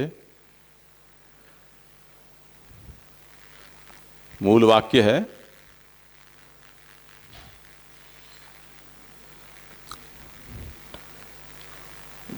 श्री गोकुलेशे यथा जीवेर नमनातिरिक्तम न कर्तुम शक्यम। भगवान श्री गोकुलेश हैं, उनको जीव नमन से अधिक और कुछ नहीं कर सकता है। उसी तरह कालिंदी को भी नमन से अतिरिक्त और कुछ किया नहीं जा सकता है। इसलिए आदौ नमनमेव आहु, इसलिए महाप्रभु ने उन कालिंदी की स्तुति आगे करेंगे, पर स्तुति करने से पहले वो कालिंदी को नमन कर रहे हैं। नमामि यमुनामहम, इन पदों से।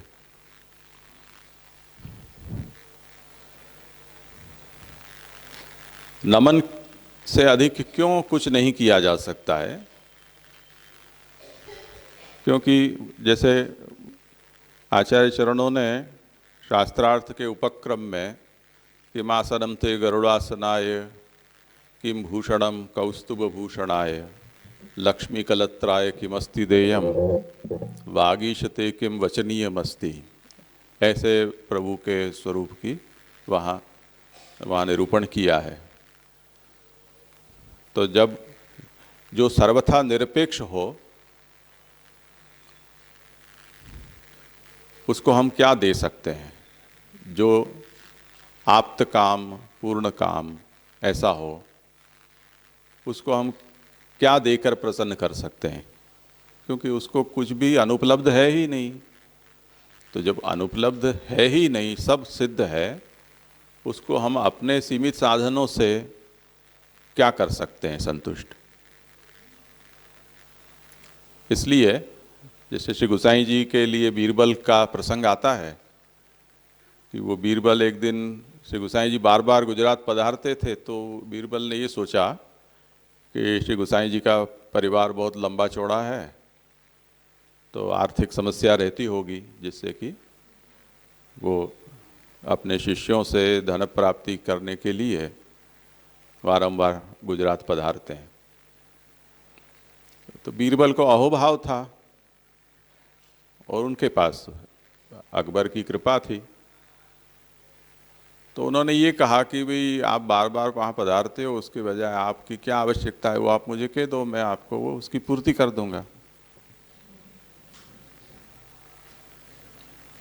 तो वो श्री गोसाई जी के परदेश गमन के प्रयोजन से परिचित नहीं था, क्या होता है प्रयोजन गुरु का।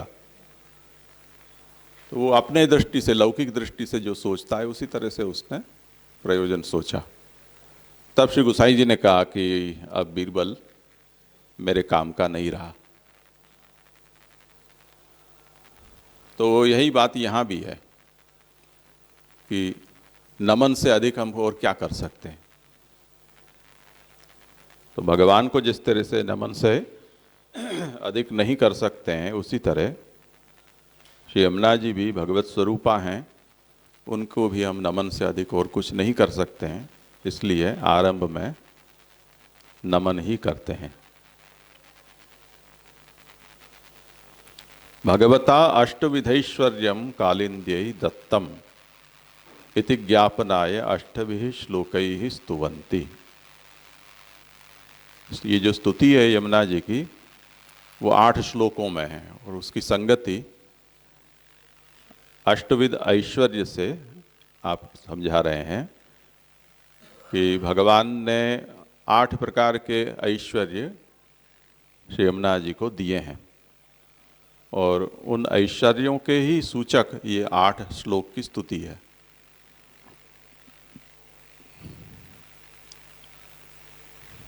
इस पर से द्वारकेश जी क्या कहते हैं वो देख लेते हैं।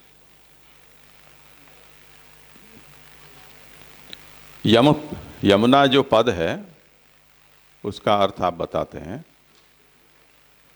यमु उपरमे यमयति जीवान भगवत समीपे रमयति। ये ऊपर कहा कि यमुना जी कैसी हैं, तो विविध लीलोपयोगिनी हैं। प्रभु की विविध प्रकार की जो लीलाएं हैं उनमें श्री यमुना जी बहुत उपयोगी हैं। तो वो यमुना पद जो है उसका मतलब ये होता है यमयति, यमन करना, यानी उनको किसी तरह से नियंत्रित करना, लेकर जाना। तो जीवान भगवत समीपे रमयति, जीवों को भगवान के समीप ले जाने वाली हैं, जीवों का भगवान के साथ रमण सिद्ध कराने वाली हैं।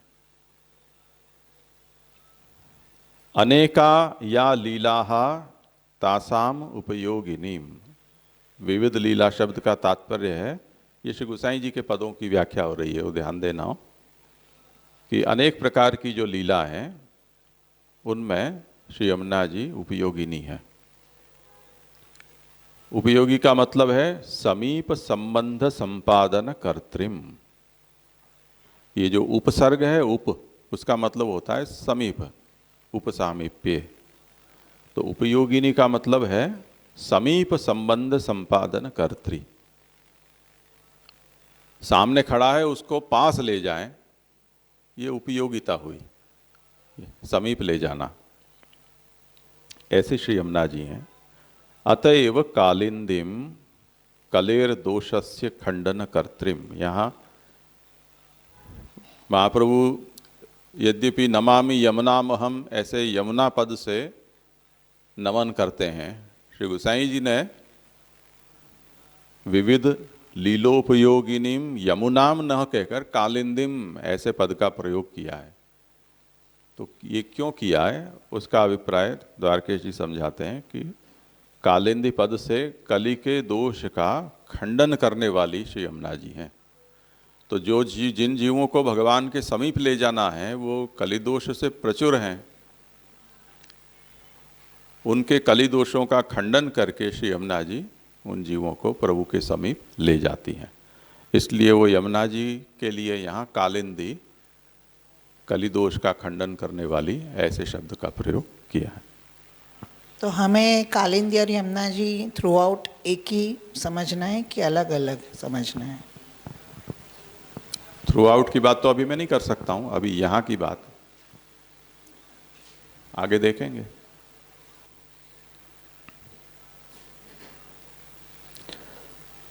श्री यमुनाम स्तोतु कामा इति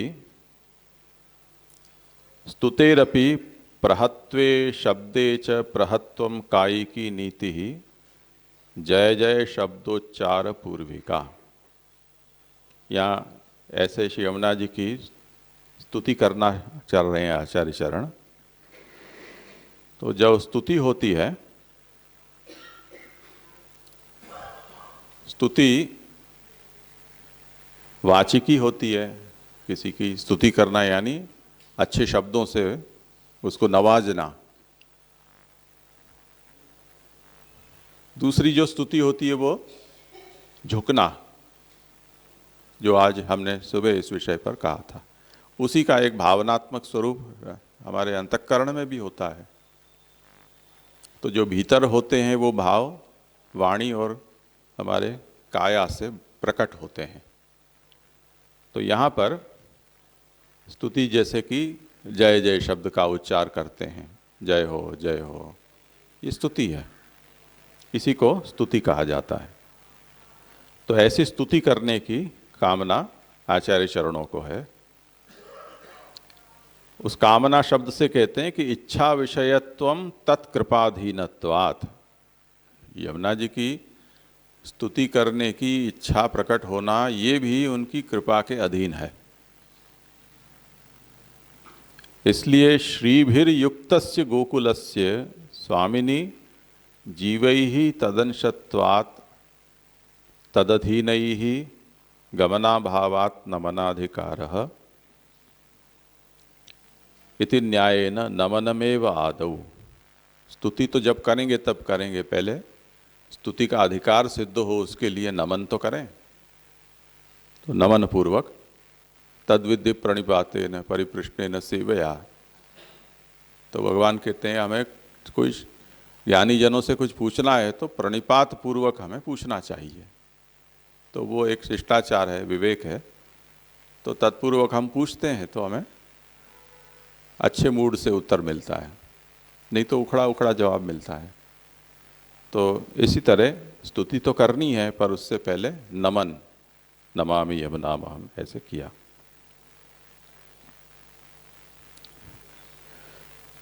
तो वो बात समझाते हैं कि इच्छा विषयत्वम तत्कृपाधीनत्वात्। श्री गोकुलेश है, ये जो श्री गोकुलेश पद है उसका विवेचन द्वारकेश जी कर रहे हैं। देखो, हमने सुबह इस बात पर विचार किया था कि ये जो सप्तधा अर्थ होते हैं वो कैसे होते हैं। ये अक्षरार्थ और शब्दार्थ चल रहा है और संकलित होकर फिर वाक्यार्थ होगा। तो स्तुति जैसे क्रमशः हम देखें तो विविध, फिर लीला, उपयोगिनी, कालिंदीम, स्तुति, स्तुति की कामना, ये प्रत्येक शब्दों को यहाँ द्वारकेश जी समझाते जा रहे हैं। अगर वो श्री गोसाई जी की विवृत्ति के ऊपर लक्ष्य होगा तो ये बात समझ में आएगी कि ये इस पद का प्रयोग किस अभिप्राय से किया गया है। तो आप जैसे श्री गोकुलेशे, जैसे श्री गोकुलेश हैं, उनको जीव नमन से अधिक और कुछ नहीं कर सकता है। अब यहाँ गोकुलेश, कृष्ण, हरि, मुकुंद कुछ भी कह सकते थे, ऐसा न कहकर केवल गोकुलेश भी कह सकते थे। श्री गोकुलेश क्यों कहा? तो उसका अभिप्राय है श्रीभिर्युक्तस्य गोकुलस्य स्वामिनी। श्री से जो युक्त हैं ऐसे श्री गोकुलेश। और जीवै ही तदंशत्वात् तदधीनैः, जीव है वो उनका अंश है और उसके अधीन है। तो जो जिसका अंश हो और जो जिसके अधीन हो वो उसके पास पहले जाए और उसके बाद नमन करे, क्योंकि पास ही नहीं जाओगे तो नमन कैसे होगा। तो गमना भावात नमनाधिकार इति न्यायेन नमनमेव आदौ। सबसे प्रथम यहाँ नमन करते हैं। अग्रे तु नमनेन दैन्याविष्कृतौ प्रभु कृपया विशेषाधिकारे संपन्ने स्तुति प्रार्थने अपि कर्तुम शक्ये भविष्यतः। एक बार पास जाकर बड़े आदर, श्रद्धा से, प्रेम से नमन किया। वो दैन्य का जब आविष्कार आपके अंदर होगा तो उसके सानुभाव के रूप में भगवान में भी इस प्रकार की करुणा प्रकट होगी। वो जब कृपा होगी तो विशेष अधिकार भी प्राप्त हो जाएगा, और जब विशेष अधिकार संपन्न हुआ तो स्तुति, प्रार्थना, जो भी कुछ करना चाहोगे वो सब हो जाएगा। तो वो ध्रुव चरित्र में आता है कि ध्रुव जी के सन्मुख ठाकुर जी प्रकट हो गए पर उनकी वाणी अवरुद्ध हो गई, तो कुछ बोल ही नहीं पा रहे थे। जब प्रभु ने अपने शंख का स्पर्श कराया तब फिर उनकी वाणी खुली। अपने यहाँ गोपाल दास जी के भी प्रसंग में ऐसा आता है इस तरह से।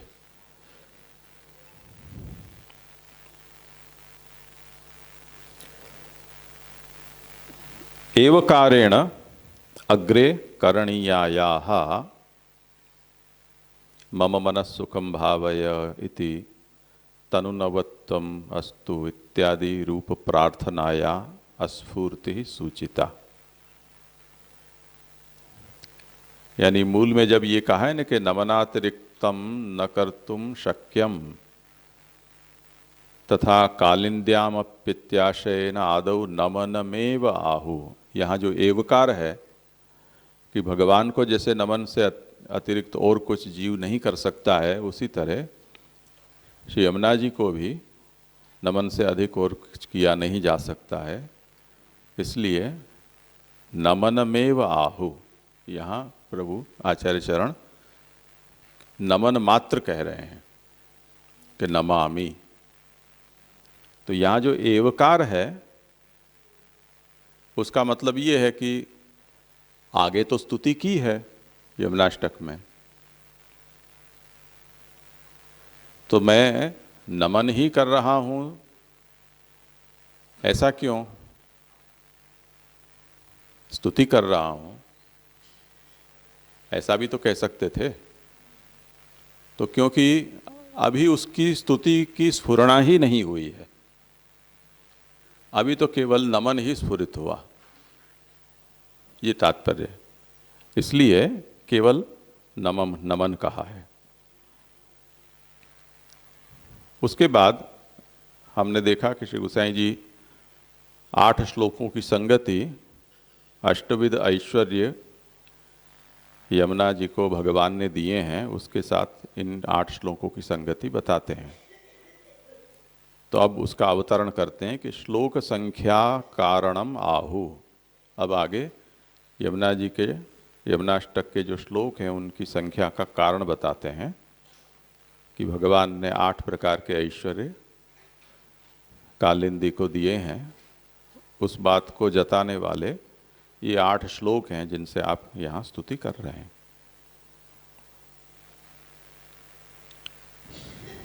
अब वो ऐश्वर्य का विवेचन यहाँ समझात करते हैं।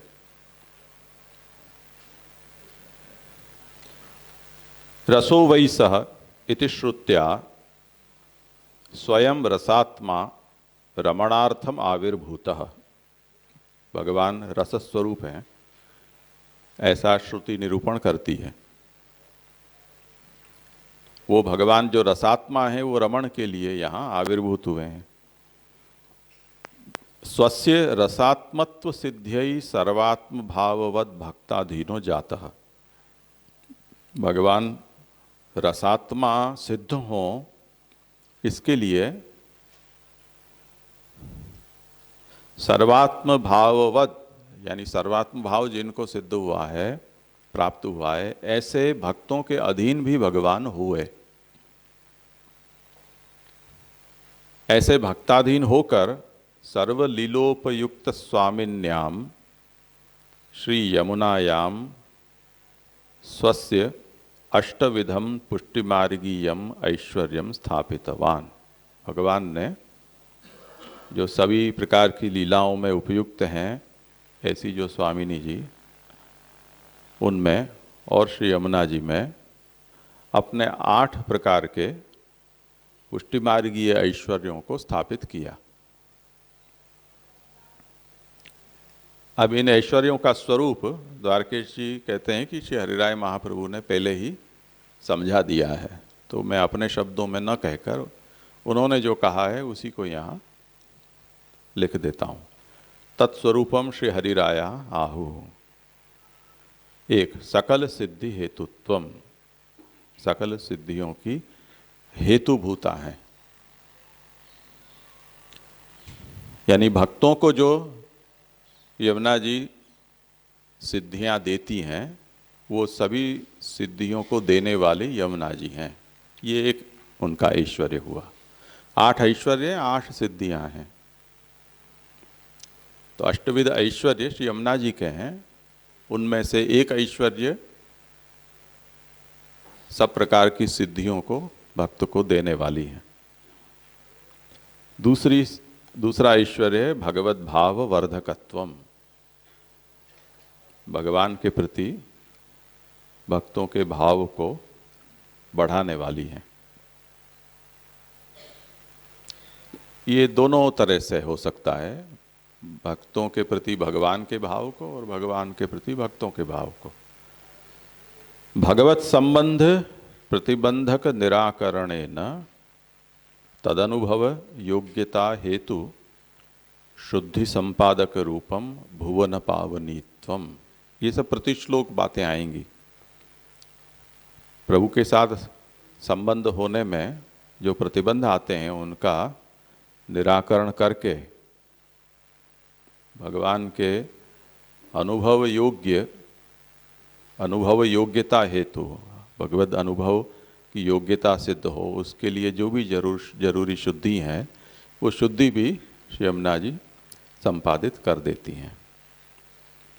और इसी को यहाँ रूपम भुवन पावनीत्वम, इसी को यहाँ भुवन पावनित्व कहा है।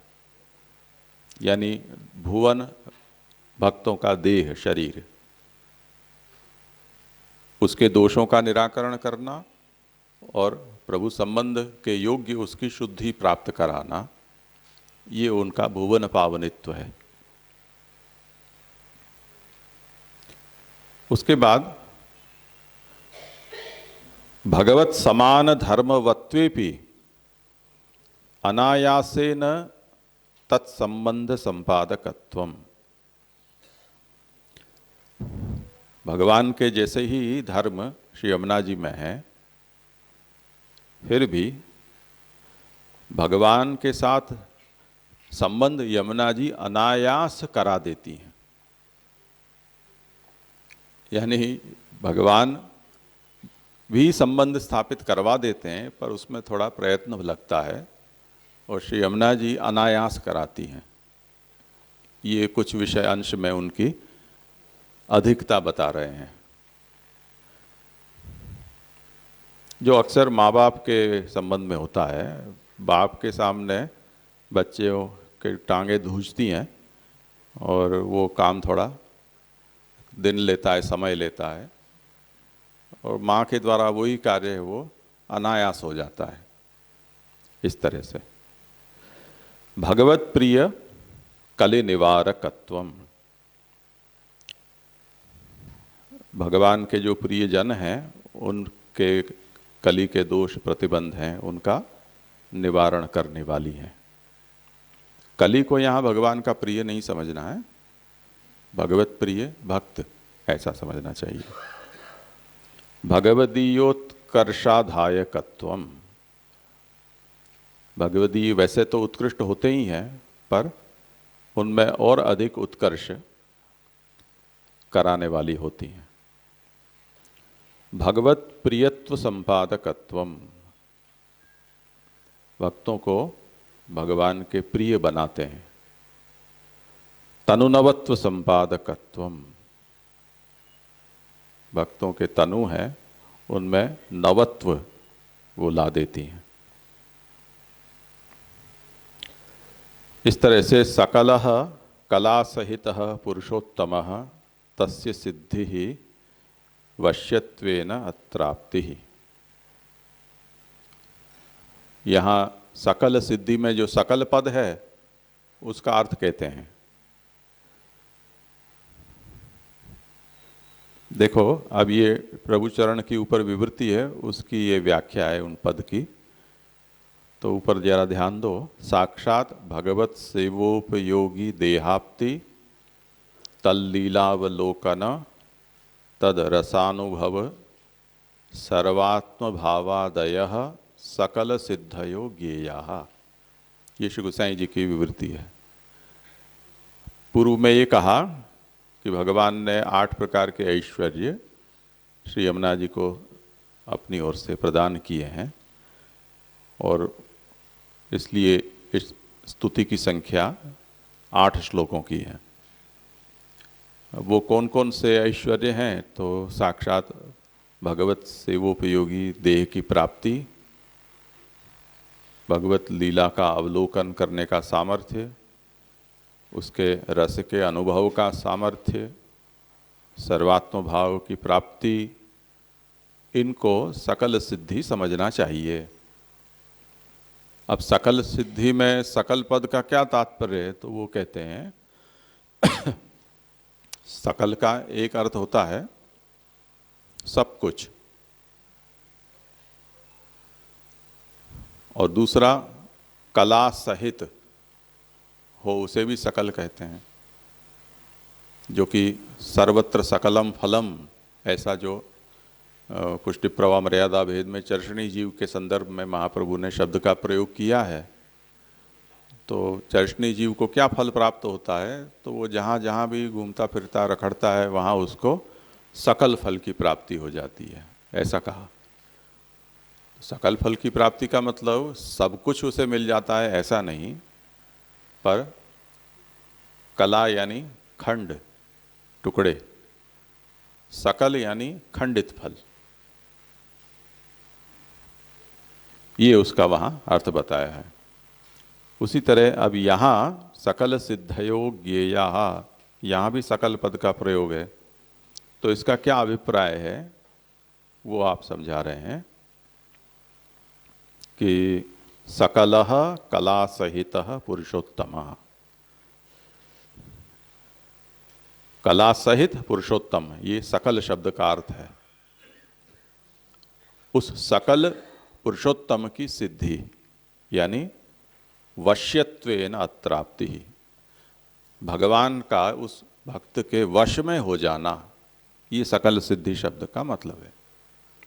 तो श्री यमुना जी जो भक्त पर कृपा करती हैं तो भगवान को उनके अधीन बना देती हैं, ये यमुना जी की सकल सिद्धि है।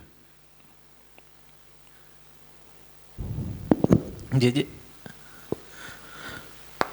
जी जी, हमने आगे जो मतलब मंगलाचरण देखा उसमें ऐसे कहते हैं कि निरपेक्ष प्रभु है और अधिकार की सिद्धि के लिए ये स्तोत्र है, ऐसा जैसे द्वारकेश जी कह रहे।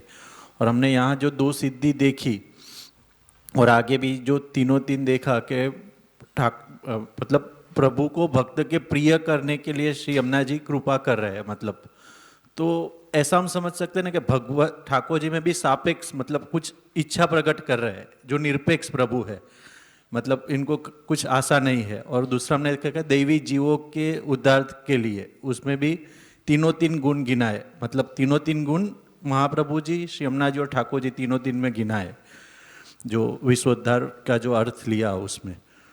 तो ये हम ऐसा एक समझ सकते हैं कि निरपेक्ष पद यूज करने का तात्पर्य मतलब प्रभु को निरपेक्ष से सापेक्ष तरफ ले जाने का ये मार्ग का है, मतलब वहाँ ये निरपेक्ष शब्द जो यूज किया द्वारकेश जी ने, वो थोड़ा ऐसा समझ सकते, मतलब वो थोड़ा मैं बहुत नहीं समझ पाया, पर वहाँ जो निरपेक्ष कहा है वो इस संदर्भ में है कि नमन से अधिक हम और क्या कर सकें जिससे भगवान प्रसन्न हो। तो जिसको कोई अपेक्षा हो, जैसे जो प्राकृत देव होते हैं उनको ये अपेक्षा होती है कि वो विधिपूर्वक हमारा यजन करें, भाई पूरी सब आहुतियाँ दी कि नहीं दी, कर्म संपन्न हुआ कि नहीं हुआ, तो उनकी जो भी आवश्यकता है वो संपन्न होती है तो वो प्रसन्न होते हैं, नहीं तो नहीं होते हैं। कई लोग मन्नत मानते हैं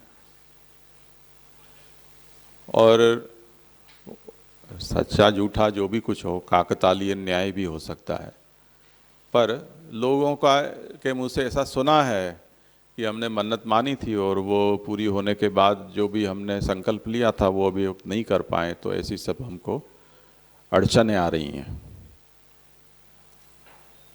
कई लोग ऐसा संकल्प करते हैं कि इतना करने पर ये हमें ये प्राप्त हो, वो नहीं कर पाते हैं। जैसे एक उदाहरण देता हूँ कि किसी वैष्णव था जिसको आँख में कुछ चोट लग गई। वो तो कोई मन्नत वन्नत मानते नहीं थे, उन्होंने यहाँ नवसारी में आके और आँख का ऑपरेशन करवा लिया, ठीक हो गया। तो उसके दोस्त ने समाचार मिला तो मन्नत मानी कि अगर इसको ठीक हो जाएगा तो मैं इसको दंडवत करवाने के लिए आशापुरा माता के यहाँ लेकर आऊँगा। तो ये बिना बात का ही फंस गया उसमें। उसने कभी सोचा ही नहीं था, आशापुरा माता का कभी उसने वो स्थान देखा ही नहीं था, पर उसका दोस्त इतना उसका मतलब इष्ट मित्र था और इतना प्रेम रखता था कि उसने ये मन्नत मान ली। अब इसको जब वो बात उसने कही कि मैंने ऐसी मन्नत ली थी तो अब चलते हैं अपन, अब ये धर्म संकट में आ गया, न जाए तो उसकी अविचारित मन्नत है वो पूरी न हो, तो उसको भय हो गया आशापुरा मेरा नंबर लगेगी, इसकी एक आंख गई मेरी दो जाएंगी।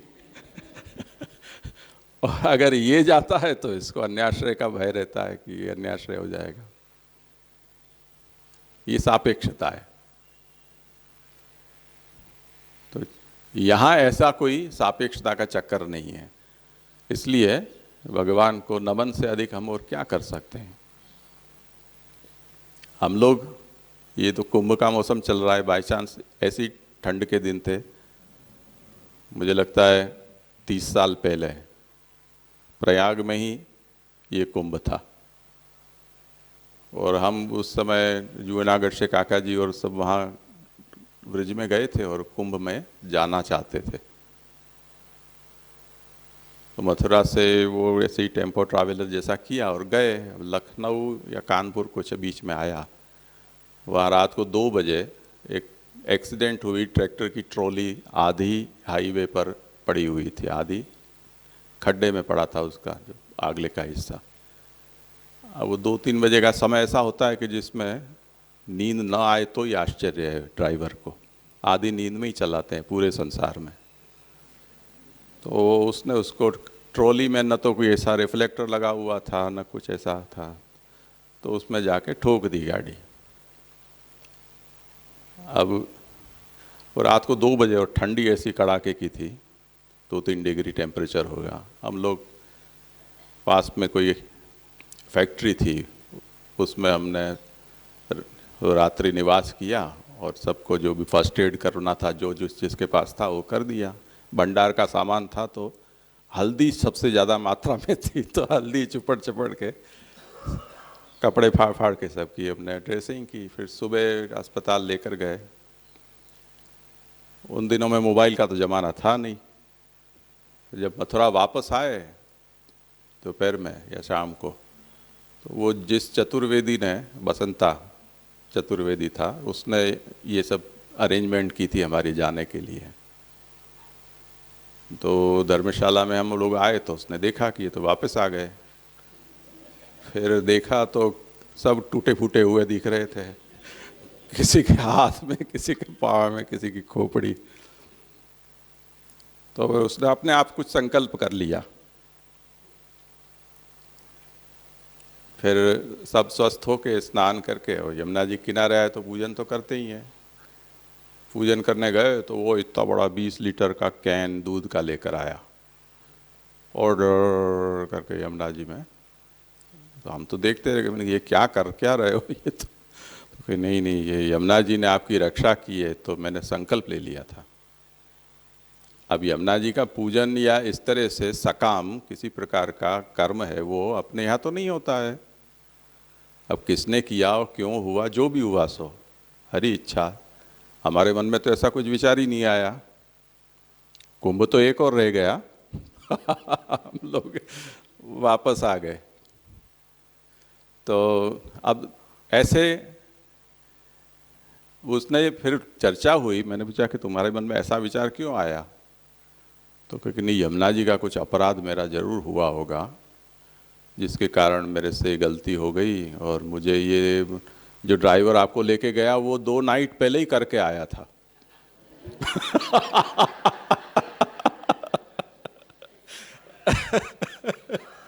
अब क्योंकि कुंभ के दिन है तो उसमें सभी लोग एक ही दिशा में दौड़ रहे हैं, अब कमाई का समय है, तो उसने फिर 2 रात जगने के बाद भी उसने मना नहीं किया, तीसरी रात और उसमें आपको सुला दिया सबको। तो जब हम लोग निकले तब तो उसने बहुत देर बड़ी बड़ी यमुना जी की सब पूजा वूजा की थी, और यमुना जी का जल वो वाहन के ऊपर छिड़का और ऐसे ऐसे करके, यमुनाष्टक भी अच्छे भक्ति भाव से 2-3 बार पढ़ा, सब कुछ किया था उसने। चुंदड़ी भी बांध दी थी यमुना जी की, वो कुछ वस्त्र प्रसादी उपड़ना सब किया, पर सब फेल हो गया वो।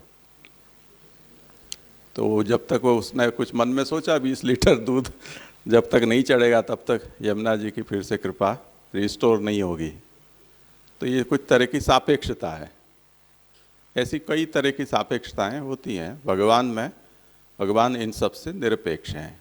वो पूर्व में जो द्वारकेश जी के मंगलाचरण में नमन से अधिक हम और कुछ नहीं कर सकते हैं, इस विषय में जो निरपेक्षता है वो ये संदर्भ है। लीला में तो ऐसा होता नहीं है ना, निरपेक्ष लीला तो कभी हो ही नहीं सकती है। नहीं मतलब जे खाली भगवान से ये जो भी भक्ति के आचार है, मतलब यमुना जी की स्तुति आदि जो भी कुछ, उसे प्रभु की प्रियता प्राप्त करना भी जो एक अपेक्षा है, तो उसको हम निरपेक्ष में मतलब उसको अलग रखेंगे दोनों। निरपेक्ष जैसे आपने समझाया लौकिकता के अर्थ में ही लेना है। हाँ, ये अपेक्षा नहीं हो तब तो फिर भक्ति मार्ग बेकार है, फिर तो ज्ञान मार्ग की खोटा है।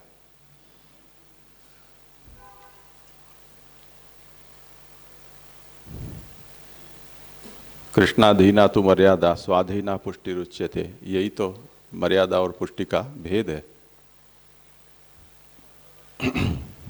जी एक पूछना है हाँ कि ये चापी का चक्कर तो नहीं है ना अभी कुछ क्या है?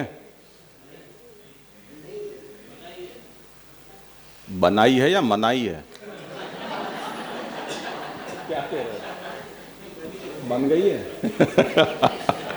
तो अब एक तो पूछ लूँ पहले एक थोड़ा सा। हाँ। कि जैसे हम जानते हैं यमुनाष्टक तो महाप्रभु जी ने यमुना जी का वो मिले गोकुल गांव में, तब नमन जैसे किया प्रत्यक्ष कायिक, जैसे अपन ने सुबह देखा। तो जैसे हम पारायण करते हैं, पाठ करते हैं, तो क्या होना चाहिए भाव में? प्रत्यक्ष मतलब जो यमुना जी की झारी जी भर रहे उस तरह से, कि आधिदेविक यमुना जी का ध्यान से? वो मुझे बहुत दिनों से पूछना था प्रश्न। ऐसी कोई विधि तो अपने यहाँ नहीं है। हर विषय में ये है कि सानिध्य तो हम जिसकी भी स्तुति करते हैं उसका हमें अनुभव करना चाहिए। तो प्रभु की का स्मरण करते हैं तो जैसे भगवान स्वयं कहते हैं कि मद्भक्ता यत्र गायन्ति तत्र तिष्ठामि नारद, तो प्रभु का सन्निधान वहाँ होता ही है। इसी तरह जिनकी भी हम स्तुति प्रार्थना स्मरण करें उनकी आदिदेविक सन्निधि का अनुसंधान तो हमें करना ही चाहिए। अब यमुना जी का सेवा प्रकार में जो हम झारी आदि भरने के समय पाठ करते हैं तो वो यही बात है जो श्री गोसाई जी विविध लीलोपयोगिनीम कालिंदिम स्तोतु कामाहा,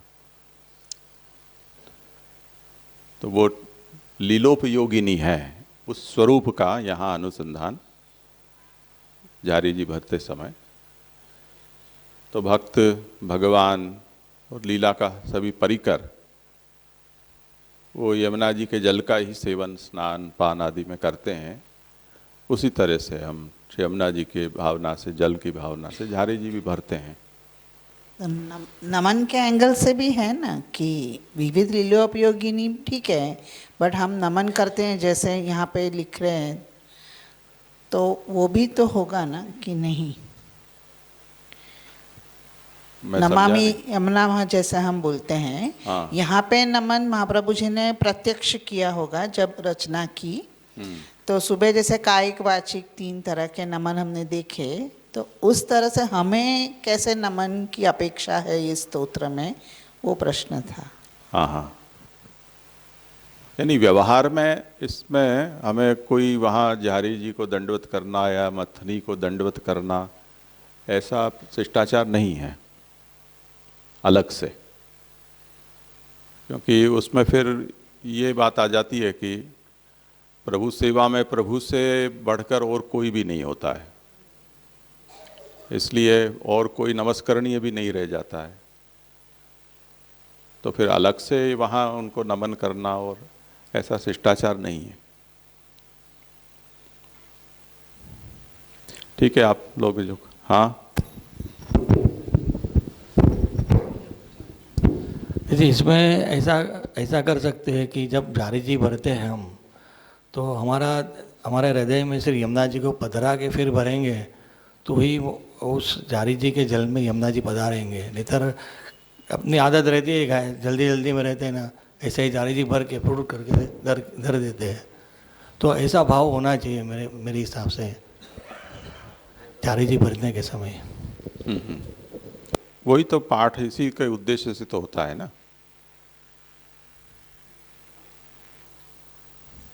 ये जो आप कह रहे हो वो पाठ से जुड़ी हुई ही बात है ना, इस चीज के अनुसंधान पूर्वक ही पाठ होता है।